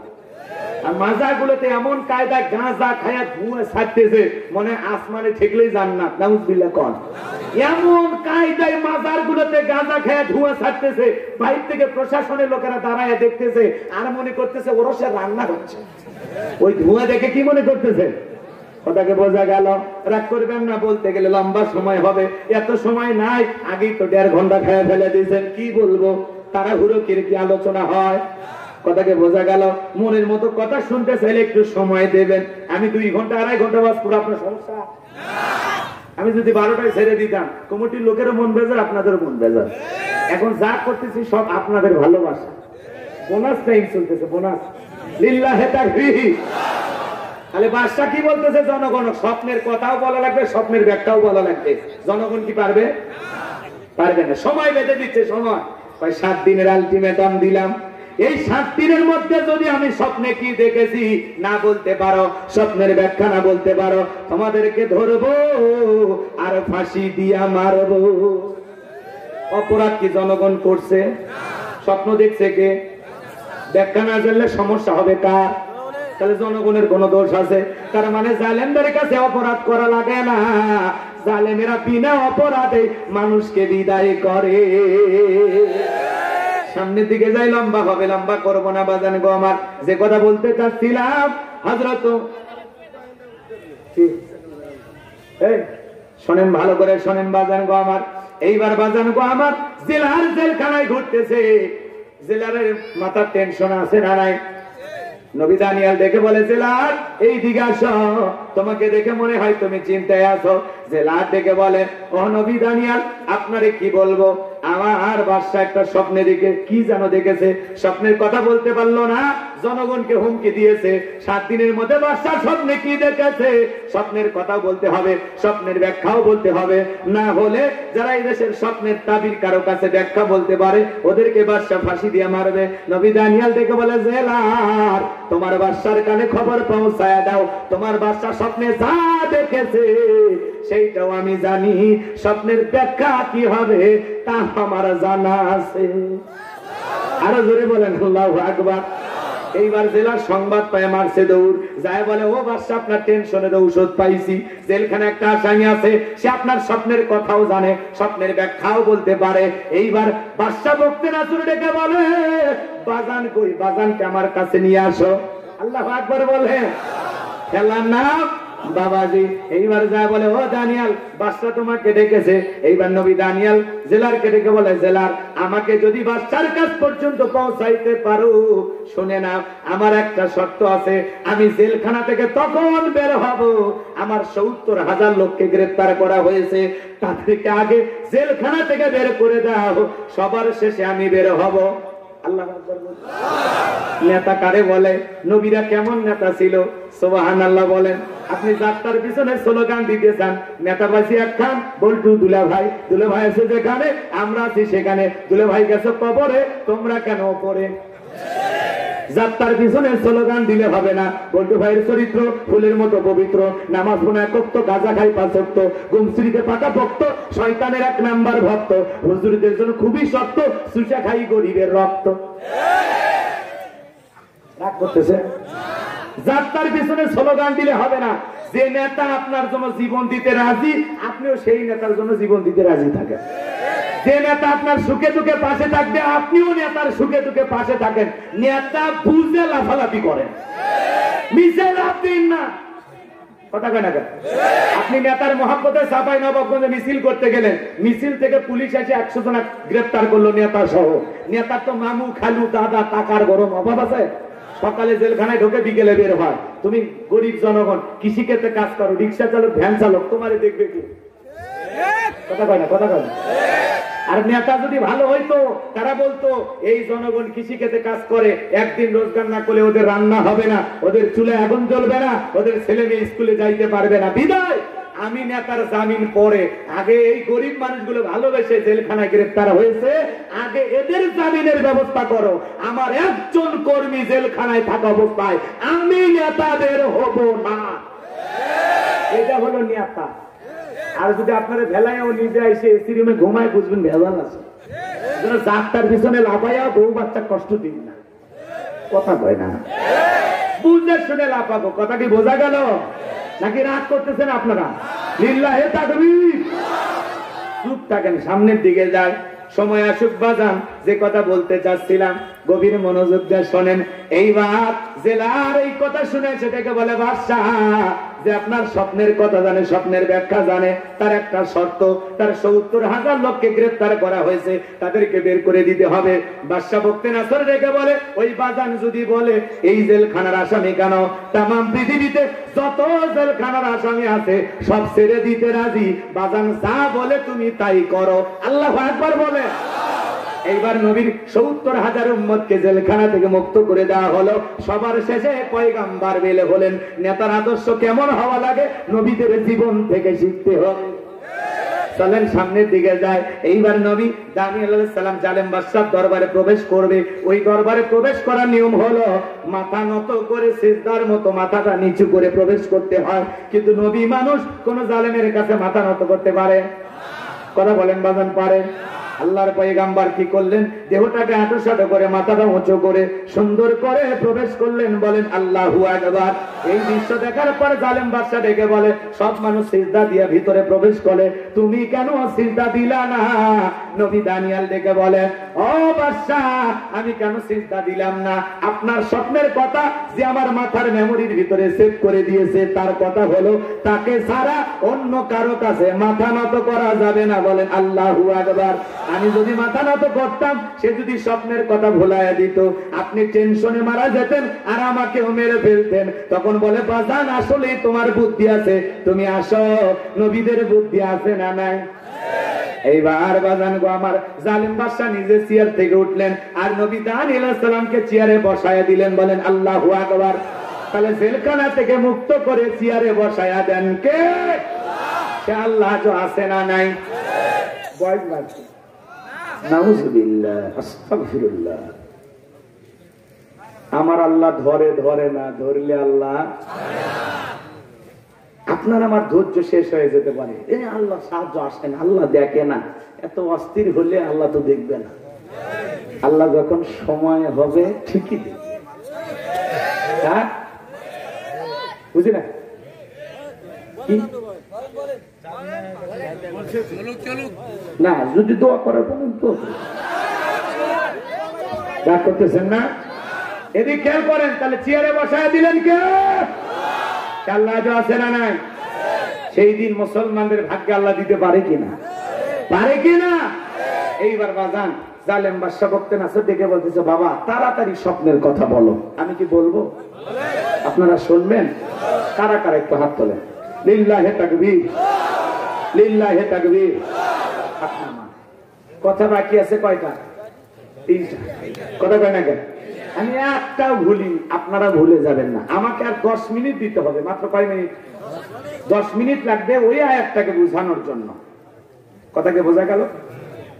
10 মিনিট কেন, 10 ঘন্টা দেওয়া হবে না, কিন্তু সংক্ষিপ্ত করে একটু বলবো। রাগ করতেছেন? তাহলে এবার 2 নাম্বার আয়াত একটু মনোযোগ দিয়ে শোনেন। আল্লাহ বলেন, আল্লাযী খালাকাল মাউতা ওয়াল হায়াতা লিয়াবলুয়াকুম আইয়ুকুম আহসানু আমালা ওয়া হুয়াল আজিজুল গফুর। আমার আল্লাহ রাব্বুল আলামিন বলেন, একটু মনোযোগ দিয়ে শুনেন। আল্লাযী খালাকাল মাউতা ওয়াল হায়াতা, আমার আল্লাহ বলেন যিনি সৃষ্টি করেছেন মৃত্যু আর জীবন। আল্লাহ মৃত্যুর কথা প্রথমে দিলেন। তার মানে আসার একটা সিরিয়াল আছে, যাওয়ার কিন্তু কোনো সিরিয়াল নাই। এজন্য আল্লাহ বলেন, আল্লাযী খালাকাল মাউতা ওয়াল হায়াতা লিয়াবলুয়াকুম আইয়ুকুম আহসানু আমালা, যিনি সৃষ্টি করেছেন মৃত্যু আর জীবন। এর মাঝামাঝি যে সময় আল্লাহ পাক দিয়েছেন, আমার আল্লাহ পরীক্ষা করে দেখবেন আমলের দিক দিয়ে কার আমল কত বেশি সুন্দর। বলেন সুবহানাল্লাহ। আল্লাহ পরীক্ষা করে দেখবেন আমলের দিক দিয়ে কার আমল কত বেশি উত্তম, কার আমল কত বেশি সুন্দর। বলেন সুবহানাল্লাহ। তাহলে আল্লাহ পাক কি বলেন, আল্লাযী খালাকাল মাউতা ওয়াল হায়াতা, যিনি সৃষ্টি করেছেন মৃত্যু আর জীবন। আল্লাহ সর্বপ্রথম মৃত্যুর কথা বললেন। বাজান প্রত্যেকটা প্রাণীকেই মৃত্যুর স্বাদ গ্রহণ করা লাগবে। কুল্লু নাফসিন যায়িকাতুল মাউত, প্রত্যেক প্রাণীকেই মৃত্যুর স্বাদ গ্রহণ করা লাগবে। এই মৃত্যুর স্বাদ কিন্তু 2 প্রকারের। বাজান নিম পাতা খাইলে কেমন লাগে? জোরে। মিষ্টি খাইলে কেমন লাগে? নিম পাতা খাইলে যেমন তিতা লাগে, মিষ্টি খাইলে যেরকম মিঠা লাগে। বাজান গো, মৃত্যুটা এরকম 2 ধরনের স্বাদ। একটা হলো মিষ্টির মতো মিঠা, আর একটা হলো তিতা। ইমানদার বান্দা যারা হবে, খাঁটি মুত্তাকি আল্লাহওয়ালা যারা হবে, তাদের মৃত্যুটা হবে খুবই সহজ, মিঠা মৃত্যু। মায়ের কোলে একটা সন্তান দুধ পান করতে করতে যেমন ঘুমের মধ্যে চলে যায়, আল্লাহর ইমানদার বান্দা তেমনি ভাবে দুনিয়ার থেকে বিদায় নেবে। বলেন সুবহানাল্লাহ। আর যদি বেঈমান হয়, পায়ের গোড়া থেকে মাথার চুলের গোড়ালি পর্যন্ত রূহটা ছটফট করবে, সহজে বের হতে চাইবে না। দেখেন না বাজান, কত মানুষ আরে মৃত্যুর আগে চোখ দুটো বড় বড় করে, জিহ্বাটা বের করে দেয়। মৃত্যুর 6 মাস আগে জবানটা বন্ধ হয়ে যায়। আরে শরবত গুলে মুখের ভিতরে ঢুকে দেয়, গালসি বেয়ে বেয়ে পড়ে যায়, খাওয়ারও শক্তি থাকে। এরকম আছে না নাই? বাজান গো, মৃত্যু কিন্তু আসবেই, মৃত্যু থেকে পালানোর কোন রাস্তা খোলা নাই। আইনামা তাকুনু ইদরিকুমুল মাউতু ওয়ালাউ কুনতুম ফি বুরুজিম মুশাইয়াদা। আল্লাহু আকবার বলেন। সূরা নিসার 78 নম্বর আয়াত। আল্লাহ দেখে বলেন, যেখানে থাকো, যে অবস্থায় থাকো, মৃত্যু তোমাদেরকে ধরবে। মৃত্যু থেকে পালানোর কোন রাস্তা খোলা নাই। 10 তলা বিল্ডিং এ যদি বসবাস করেন, ওখানেও মৃত্যু আসবে কিনা?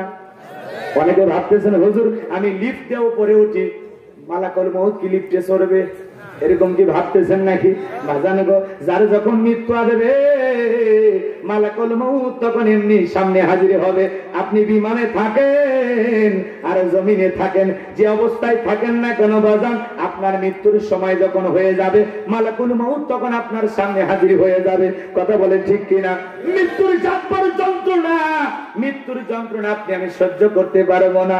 এই দুনিয়ার জমিনে তাকায় দেখেন বাজান, বাবা আসছে, বাবার আগে দাদা আসছে, কথা কয় না কা? তার আগে তার বাবা আসছে। এখন যাওয়ার বেলায় দেখেন বাজান, মৃত্যু হঠাৎ করে চলে আসে। দাদার আগে নাতি চলে যায়, বাবার আগে ছেলে চলে যায়। এই যে বাজান, পাকিস্তানের অনেক বড় একজন আলেম আল্লামা তারিক জামিল, কথা বলে আল্লামা তারিক জামিল, তার বড় ছেলেটা মৃত্যুবরণ করেছে। আল্লামা তারিক জামিল জানাজার নামাজ আদায় করতে গিয়ে অজরে চোখের পানি ছেড়ে দিয়া কান্না করতেছেন।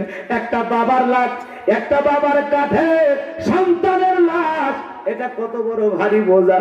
বাবা সারা দুনিয়ার কেউ বোঝে না।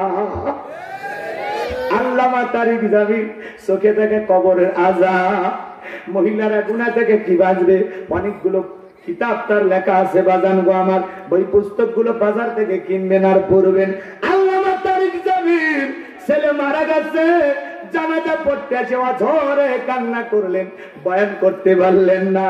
বাবা হিসাবে আল্লামা তারিক জামিলেরও কষ্ট লাগে। আল্লাহর গোলাম জানাজার নামাজ আদায় করলেন, অঝরে চোখের পানি ছেড়ে দিয়ে কাঁদলেন।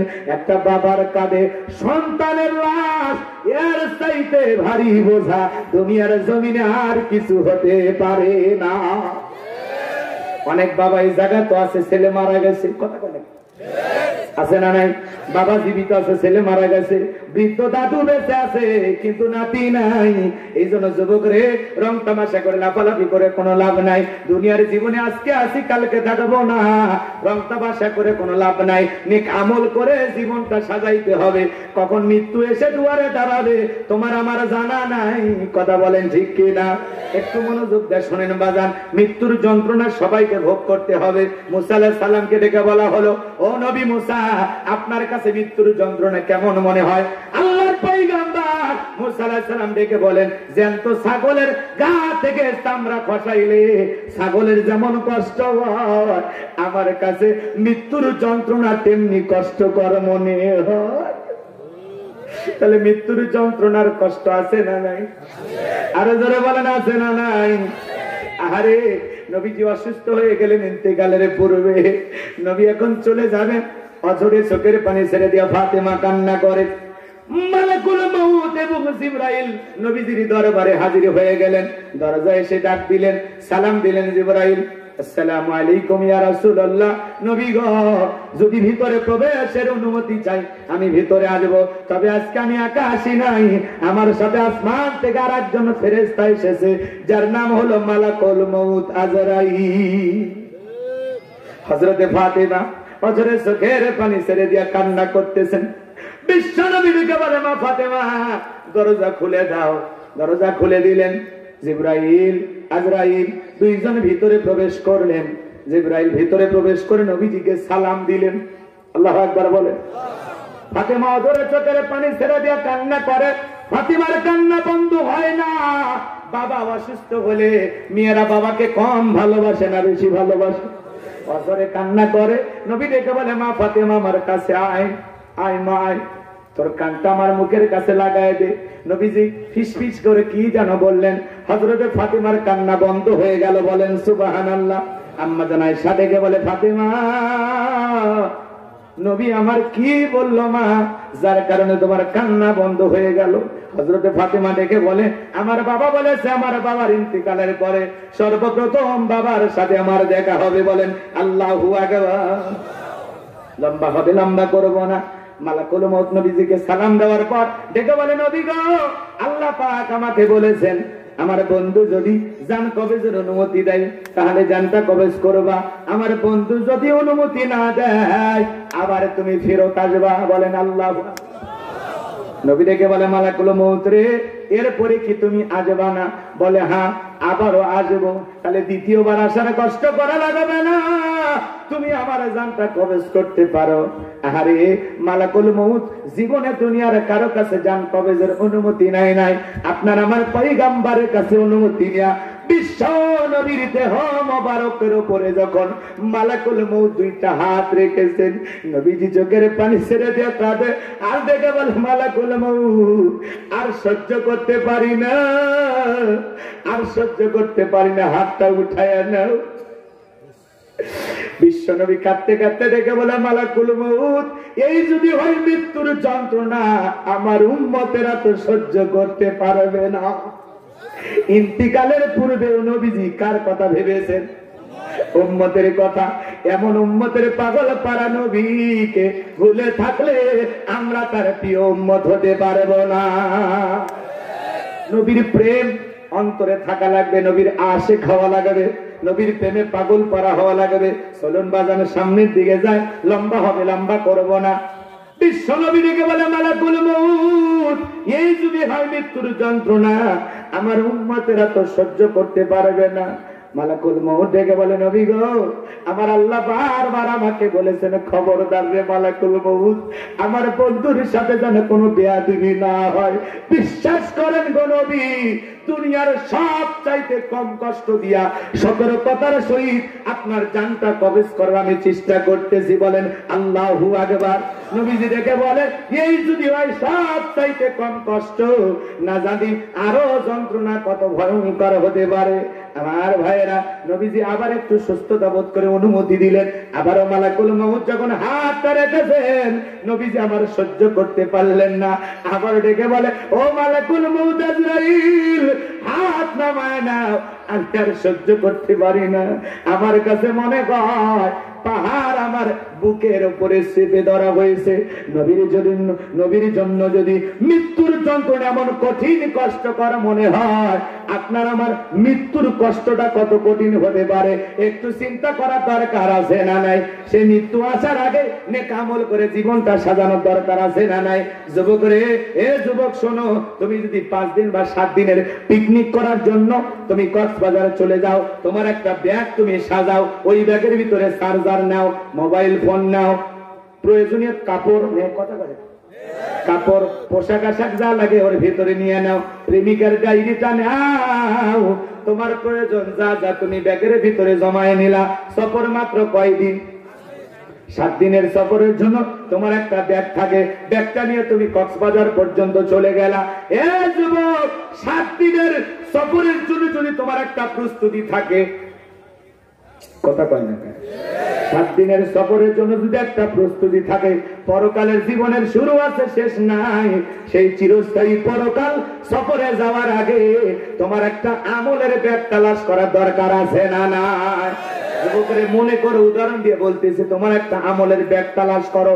আল্লাহর কাছে জবাব দেওয়ার আগে, মালিক ইয়াউমিদ দিন, শেষ বিচার দিবসে আল্লাহর সামনে দাঁড়ানোর আগে তুমি দেখো তো তোমার ব্যাগের আমল নামার ভিতরে নামাজ আছে কিনা, রোজা আছে কিনা, হজ আছে কিনা, যাকাত আছে কিনা, দান খয়রাত আছে কিনা, পিতামাতার খেদমত আছে কিনা, স্ত্রীর ভালোবাসা, ভালো আচরণ, ভালো ব্যবহার আছে কিনা, পাড়া প্রতিবেশীর হক আদায় করেছি কিনা, কোরআন হাদিস অনুযায়ী চলেছে কিনা, ওই আমল নামার ব্যাগের ভিতরে তালাশ করে দরকার আছে না নাই? আমি কতটুকু নিয়ে আমল করেছি, কথা বলেন ঠিক কিনা? যুবক রে, মৃত্যু থেকে আমরা কেউ বাঁচবো না, সবাইকে কবরে যেতে হবে, পরকালে আল্লাহর কাছে জবাব দিতে হবে। এই জন্য নিয়ে আমল করে, আল্লাহর ভয় উত্তম আমল করে, 5 ওয়াক্ত সালাত আদায় করে, কুরআন সুন্নাহ মোতাবেক জীবনটা কারা কারা সাজাইতে রাজি? তুই হাত তুলে আল্লাহকে একবার দেখা। আল্লাহ আমাদের সবাইকে নেক আমল দিয়া জীবনটা সাজানোর তৌফিক দান করুন। জোরে বলুন আমিন, আরো জোরে বলুন আমিন। নেক আমল করবো তো ইনশাআল্লাহ? নামাজ কাজা করব? জোরে বলে নামাজ কাজা করব? এ যুবক, হাত নামাও।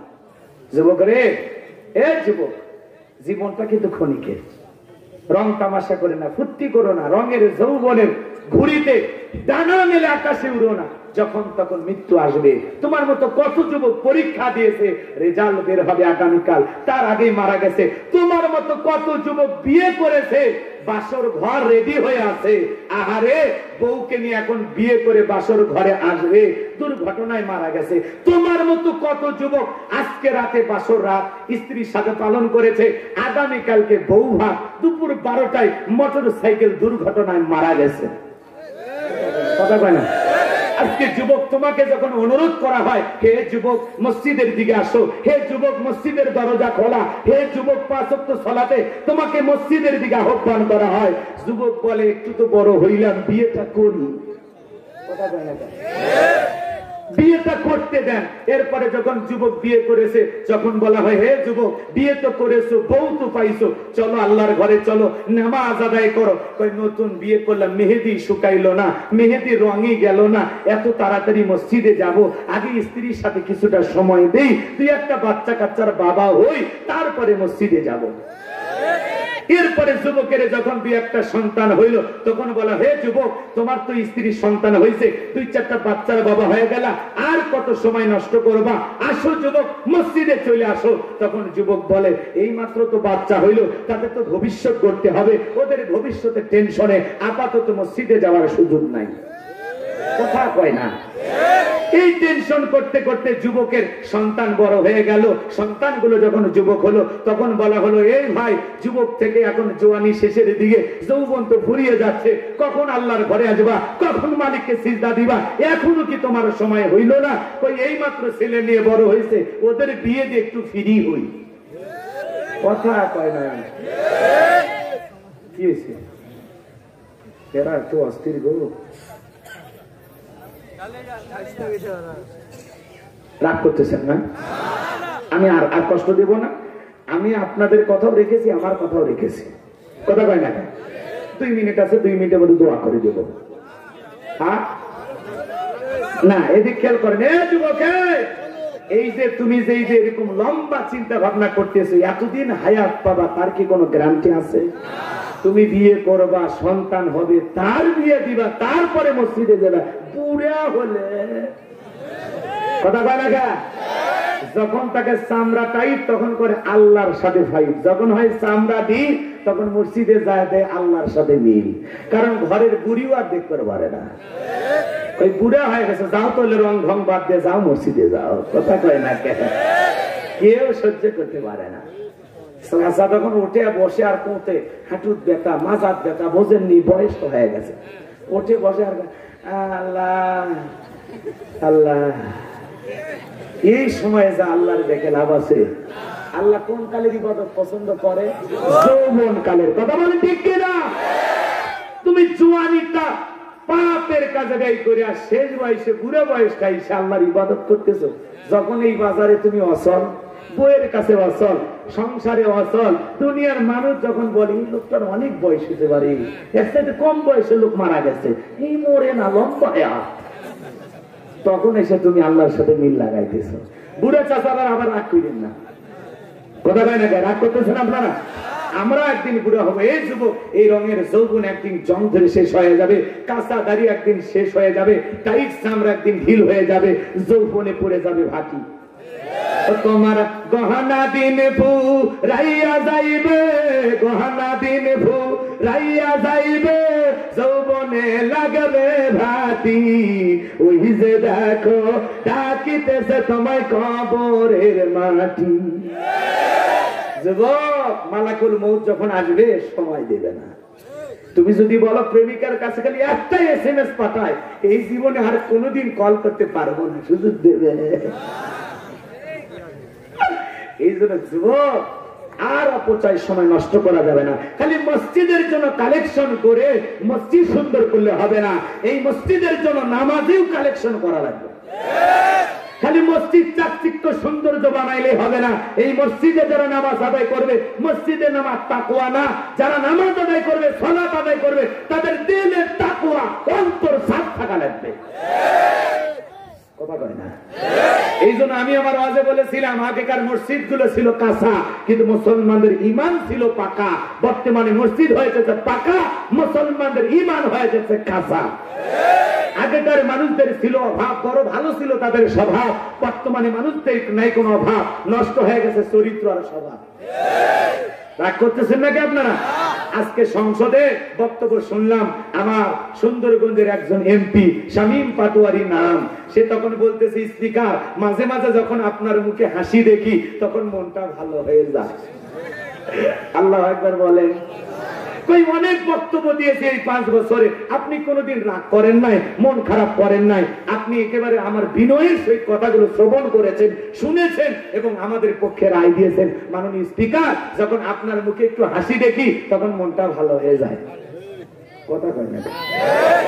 আবারও বিশ্বের 4 জন নারীর নাম ধরলেন এবং বললেন, এই 4 জন নারীর পরে এই 4 জন নারীর হাসির দিকে যদি কেউ তাকাইতো, আরে হাসির রায় দিতে কেউ বিচারক ভুলে যেত।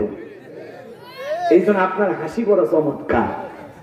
কথা কয় না? রাগ করতেছেন আপনারা? বিরক্ত হয়েছেন আমার কথা? আজকে সব জায়গায় আমার মা বোনেরা এগিয়ে আছে, বিদায় মা বোনদের মুখের হাসি আসলেই ভালো লাগে। কথা কয় না কেন? কিন্তু এদিকে খেয়াল করেন, হাসির প্রশংসা করতে হবে, কথা বলেন না কেন? তবে প্রশংসা করতে হবে কার, এটা আমাদের বোঝা লাগবে। রাগ করতেছেন নাকি আপনারা?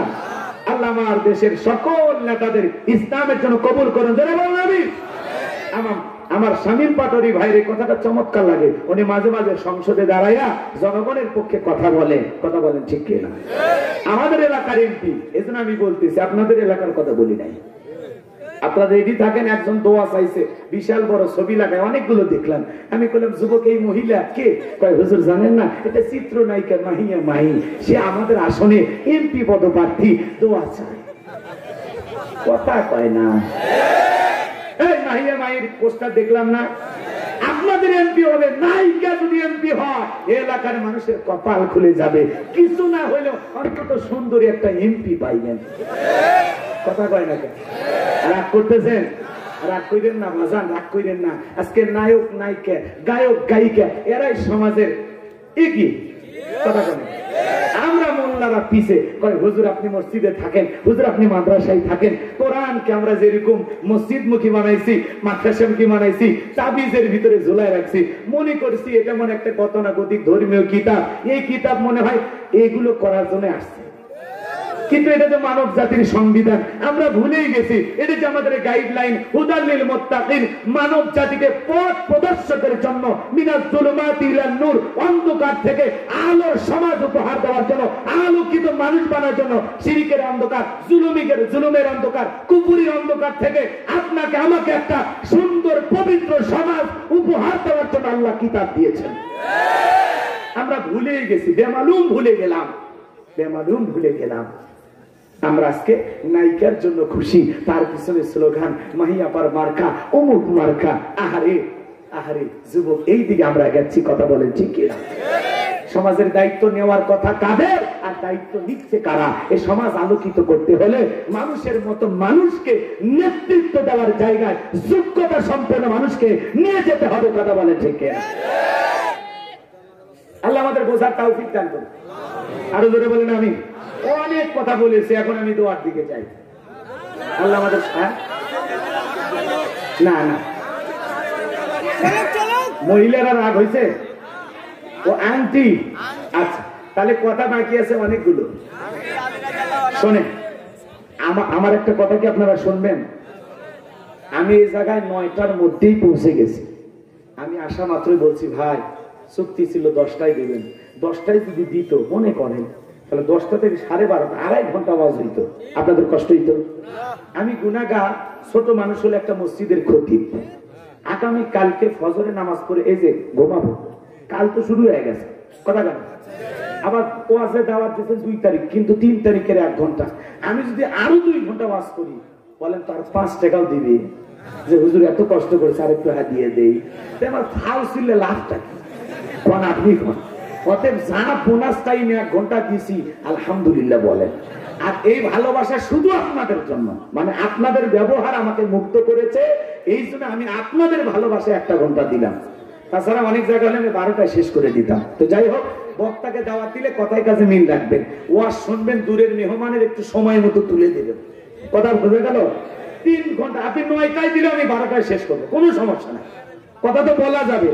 আবার অনেকে ভাবতেছেন হুজুর এত খুঁজতে পেঁচাল পারেন। শোনেন, মাঝে মাঝে একটু এদিক সেদিক যা গুতা না মারলে বস্তু বুঝবেন না, খালি কান ধরে টান মারলে হবে। কথা কয় না চাচা? হ্যাঁ, এদিক সেদিক যে গেছে আপনারা ভুল বুঝবেন না। ওই উদাহরণের আলোতে আমি কিন্তু অনেক জিনিস বুঝাইছি। কথা কন ঠিক কি না? আল্লাহ আমাদের বোঝার তৌফিক দান করুন। জোরে বলেন আমিন। মা বোনেরা ওই আংটির কথা শুনতে চেয়েছে, এই একটা কথা শেষ করে দিয়ে যায়। 5টার স্বপ্নের কথা বলতে গেলে কমপক্ষে আধা ঘন্টা ওয়াজ করা লাগবে। হযরত আলীর কথা, আচ্ছা আলীর কথা, আংটির কথা শেষ করতেছি, 5টার কাহিনী শেষ। আচ্ছা 3টার মধ্যে শেষ করতে সময় লাগছে, সংক্ষিপ্ত করে বলে দিই। লিল্লাহি তাকবীর। যুবক মন খারাপ তোমাদের? রাগ করছেন? কে কিরণমালা এরা খালি ধান্দা থাকে। আচ্ছা ঠিক আছে, বলতেছি রাগ করছেন আপনারা? লিল্লাহি তাকবীর। শোনেন, মহিলাদের ওয়াজ কম, দাম বেশি। কথা কি বোঝা গেল? আংটির কথা যায়, মহিলার কথা 2 মিনিটে বলবো। এখন শোনেন হযরত আলীর কথা। শোনেন, হযরত আলী তখন বলতেছে, আমর খালি দাগটা পার হয়ে দেখ। আল্লাহু আকবার বলেন। এবার আমার ভয়ে ভয়ে ভয়ে ভয়ে পা ফেলতেছে বাজান গো আমার। হযরত আলী তাকায়া দেখে ওর কাঁধে থাকা 3.5 মণ ওজনের তরবারি আল্লাহ কাঠের তক্তা বানায়া দিয়েছে। আরো জোরে বলেন সুবহানাল্লাহ। এইবার বাগান গো আমার আমর যখন এক পা দুপা মেলে ওই দাগ বরাবর এসেছে, হযরত আলী শুধুমাত্র যায়া আমরের কাঁধের মধ্যে ওই তরবারি লাগাইছে। তরবারি লাগাইতে দেরি, দেহ থেকে আল্লাহ খাল্লা ফালাইতে দেরি করে নাই। বলেন আল্লাহু আকবার। আপনি শুধু এগিয়ে যাবেন, আপনাকে সাহায্য করার জন্য যথেষ্ট কে? হযরত আলী খালি কাঁধ বরাবর তরবারি ঠেকাইছে। হযরত আলী কিন্তু কোপ মারেনি, কিন্তু মুহূর্তের মধ্যে এক নিমিষে চোখের পলকে আমরের দেহ থেকে আল্লাহ কাল্লা ফেলাই দিয়েছে। কে ফেলাইছে? কে ফেলাইছে? হযরত আলী এইবার তরবারি নিয়ে মারছে দৌড়, নবীজির কাছে যা বলে, নবী আমি মারিনি। আল্লাহু আকবার বলেন। আবার এই কথাটা রাসূল কয়েক বছর পরে আলীকে মনে করায় দিয়েছিল। আমি ওই জায়গায় গেলাম না, এই পর্যন্ত থাকলাম, ঠিক আছে, এখন সামনের দিকে যাই, আংটির কথাটা ঠিক আছে। কষ্ট হচ্ছে আপনাদের না? এইবার শোনেন, বলেন তো বাজা, ওই কার ভিতরে ফেলে দিছে? নদী। ওই নদীতে জেলেরা মাছ ধরছে, আর এলাকার উনি ছিল ধনী ব্যক্তি। এখন জেলেরা যদি বড় মাছ পায়, গরিবের বাড়িতে নিয়ে যায় না ধনীর বাড়ি? উনি ছিল ধনী ব্যক্তি, ওনার বাড়িতে নিয়ে যা মাছটা বিক্রি করেছে। সেইবার মাছটা কেনার পর মেয়েকে বলেছে, মা দুপুরে সুন্দর করে রান্না করো, আমি মেহমান নিয়ে খাবারটা খাবো। ভালো করে বলেন।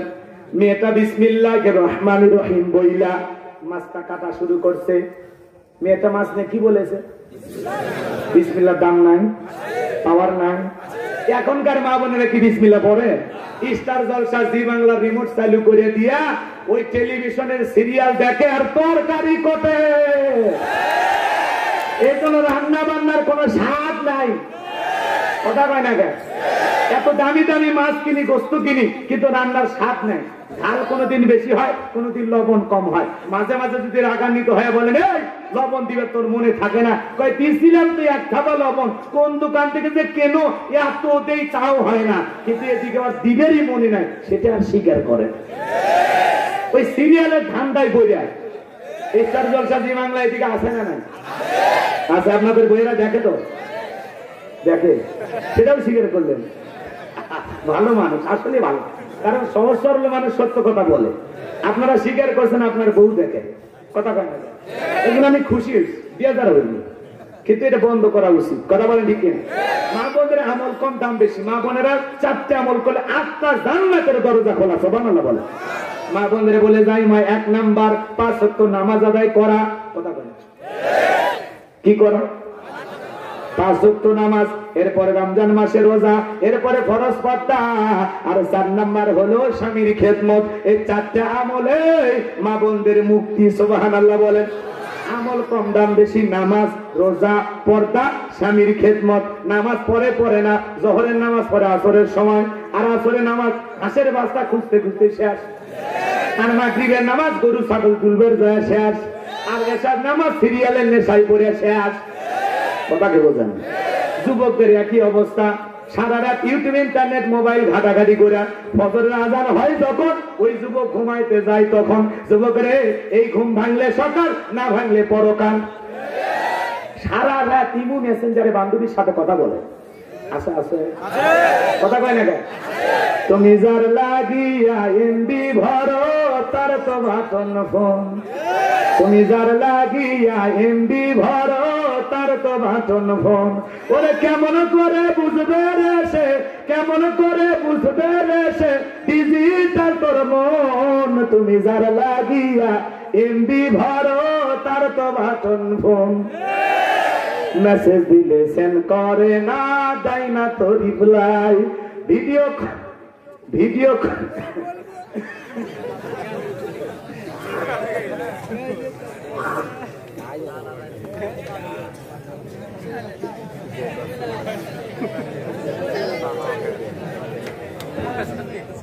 রাগ করছেন না? এটা যুবকেরা একটু শুনবে, ওরা অনেকক্ষণ ধরে এতিমের মতো বসে আছে, ওদের জন্য একটু বলার দরকার আছে না? মেসেজ দিলে সেন্ড করে না, দেয় না তো রিপ্লাই। ভিডিও কলে বলবা কথা, ক্যামেরা তার নাই রে, ক্যামেরা তার নাই। ডিজিটাল এই যুগ জামানায়, ডিজিটাল এই যুগ জামানায় না লতার মন, তুমি যার লাগিয়া এমবি ভরো তার তো বাটন ফোন। প্রেম প্রীতি ভালোবাসা বিয়ের আগে নয়, মনের মধ্যে রাখো তুমি পরকালের ভয় রে, পরকালের ভয়। যুবক মনে থাকবে, বিয়ের আগে প্রেম ভালোবাসা করা যাবে? জায়েজ না হারাম?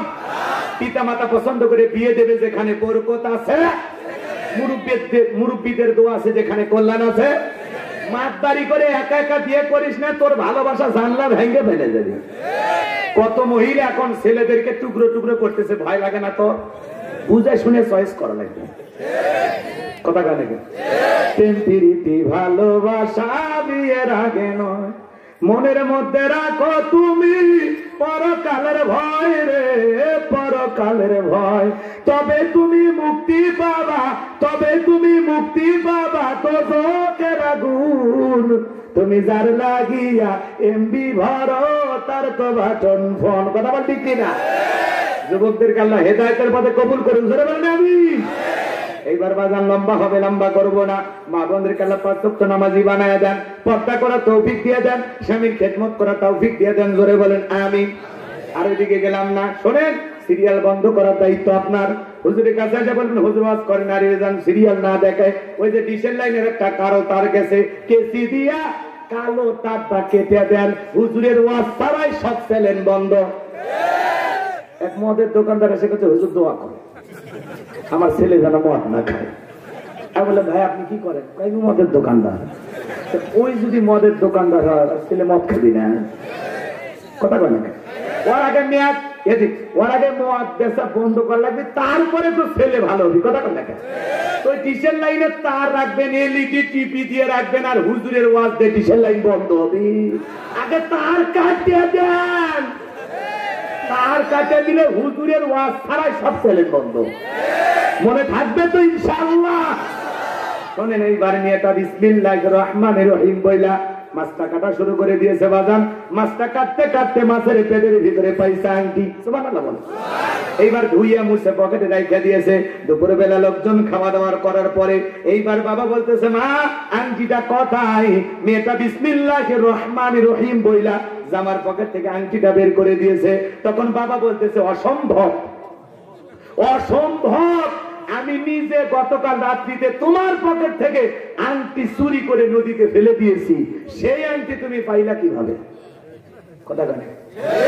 তখন মুসলমান ইমানদার মেয়ে ডেকে বলতেছে বাবা আপনি ষড়যন্ত্র করেছেন আমাকে ফাঁসানোর জন্য, আর আমার আল্লাহ কৌশল করেছেন তার বান্দিকে বাঁচানোর জন্য।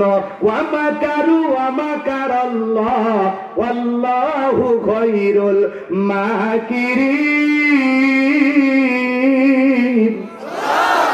খেলাকা আল্লাহর যেদিন খেলার সময় হবে ল্যাংড়া মশাও লাগবে না, পানিও লাগবে না, রুমের ঘরে মরে থাকবে, আর মানুষ বলে ইন্না লিল্লাহ। কথা কয় না কেন? এত দোয়া করা লাগবে? সময় হলে এমনি বলবি, এমনি বলবি। আল্লাহ বোঝার তৌফিক দান করুন, জোরে বললেন। জালেমদের পরাজয়, ইমানদারদের বিজয়, কিন্তু কষ্টের পথ পাড়ি দিয়ে বিজয়ের লক্ষ্যে পৌঁছাইতে হবে।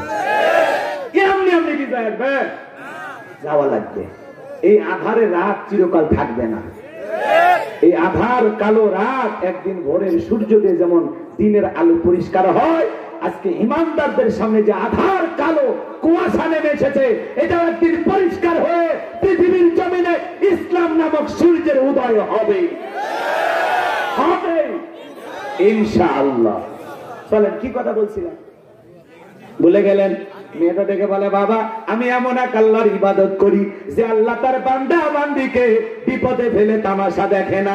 যেই মাছ আমাকে দিয়েছেন ওই মাছের ভিতরে আল্লাহ পাক আংটি পৌঁছায়া দিয়েছে। এই কথা শোনার পর বাবা বুঝতে পেরেছে মেয়ে যে ধর্ম লালন পালন করে এটা যে সত্য ধর্ম, এতে কোনো সন্দেহ নাই। তখন কি করলো, ওই পরিবারের যত সদস্য ছিল সবাই কালেমা পড়ে এই সত্য ধর্ম ইসলাম গ্রহণ করলো। বলুন সুবহানাল্লাহ।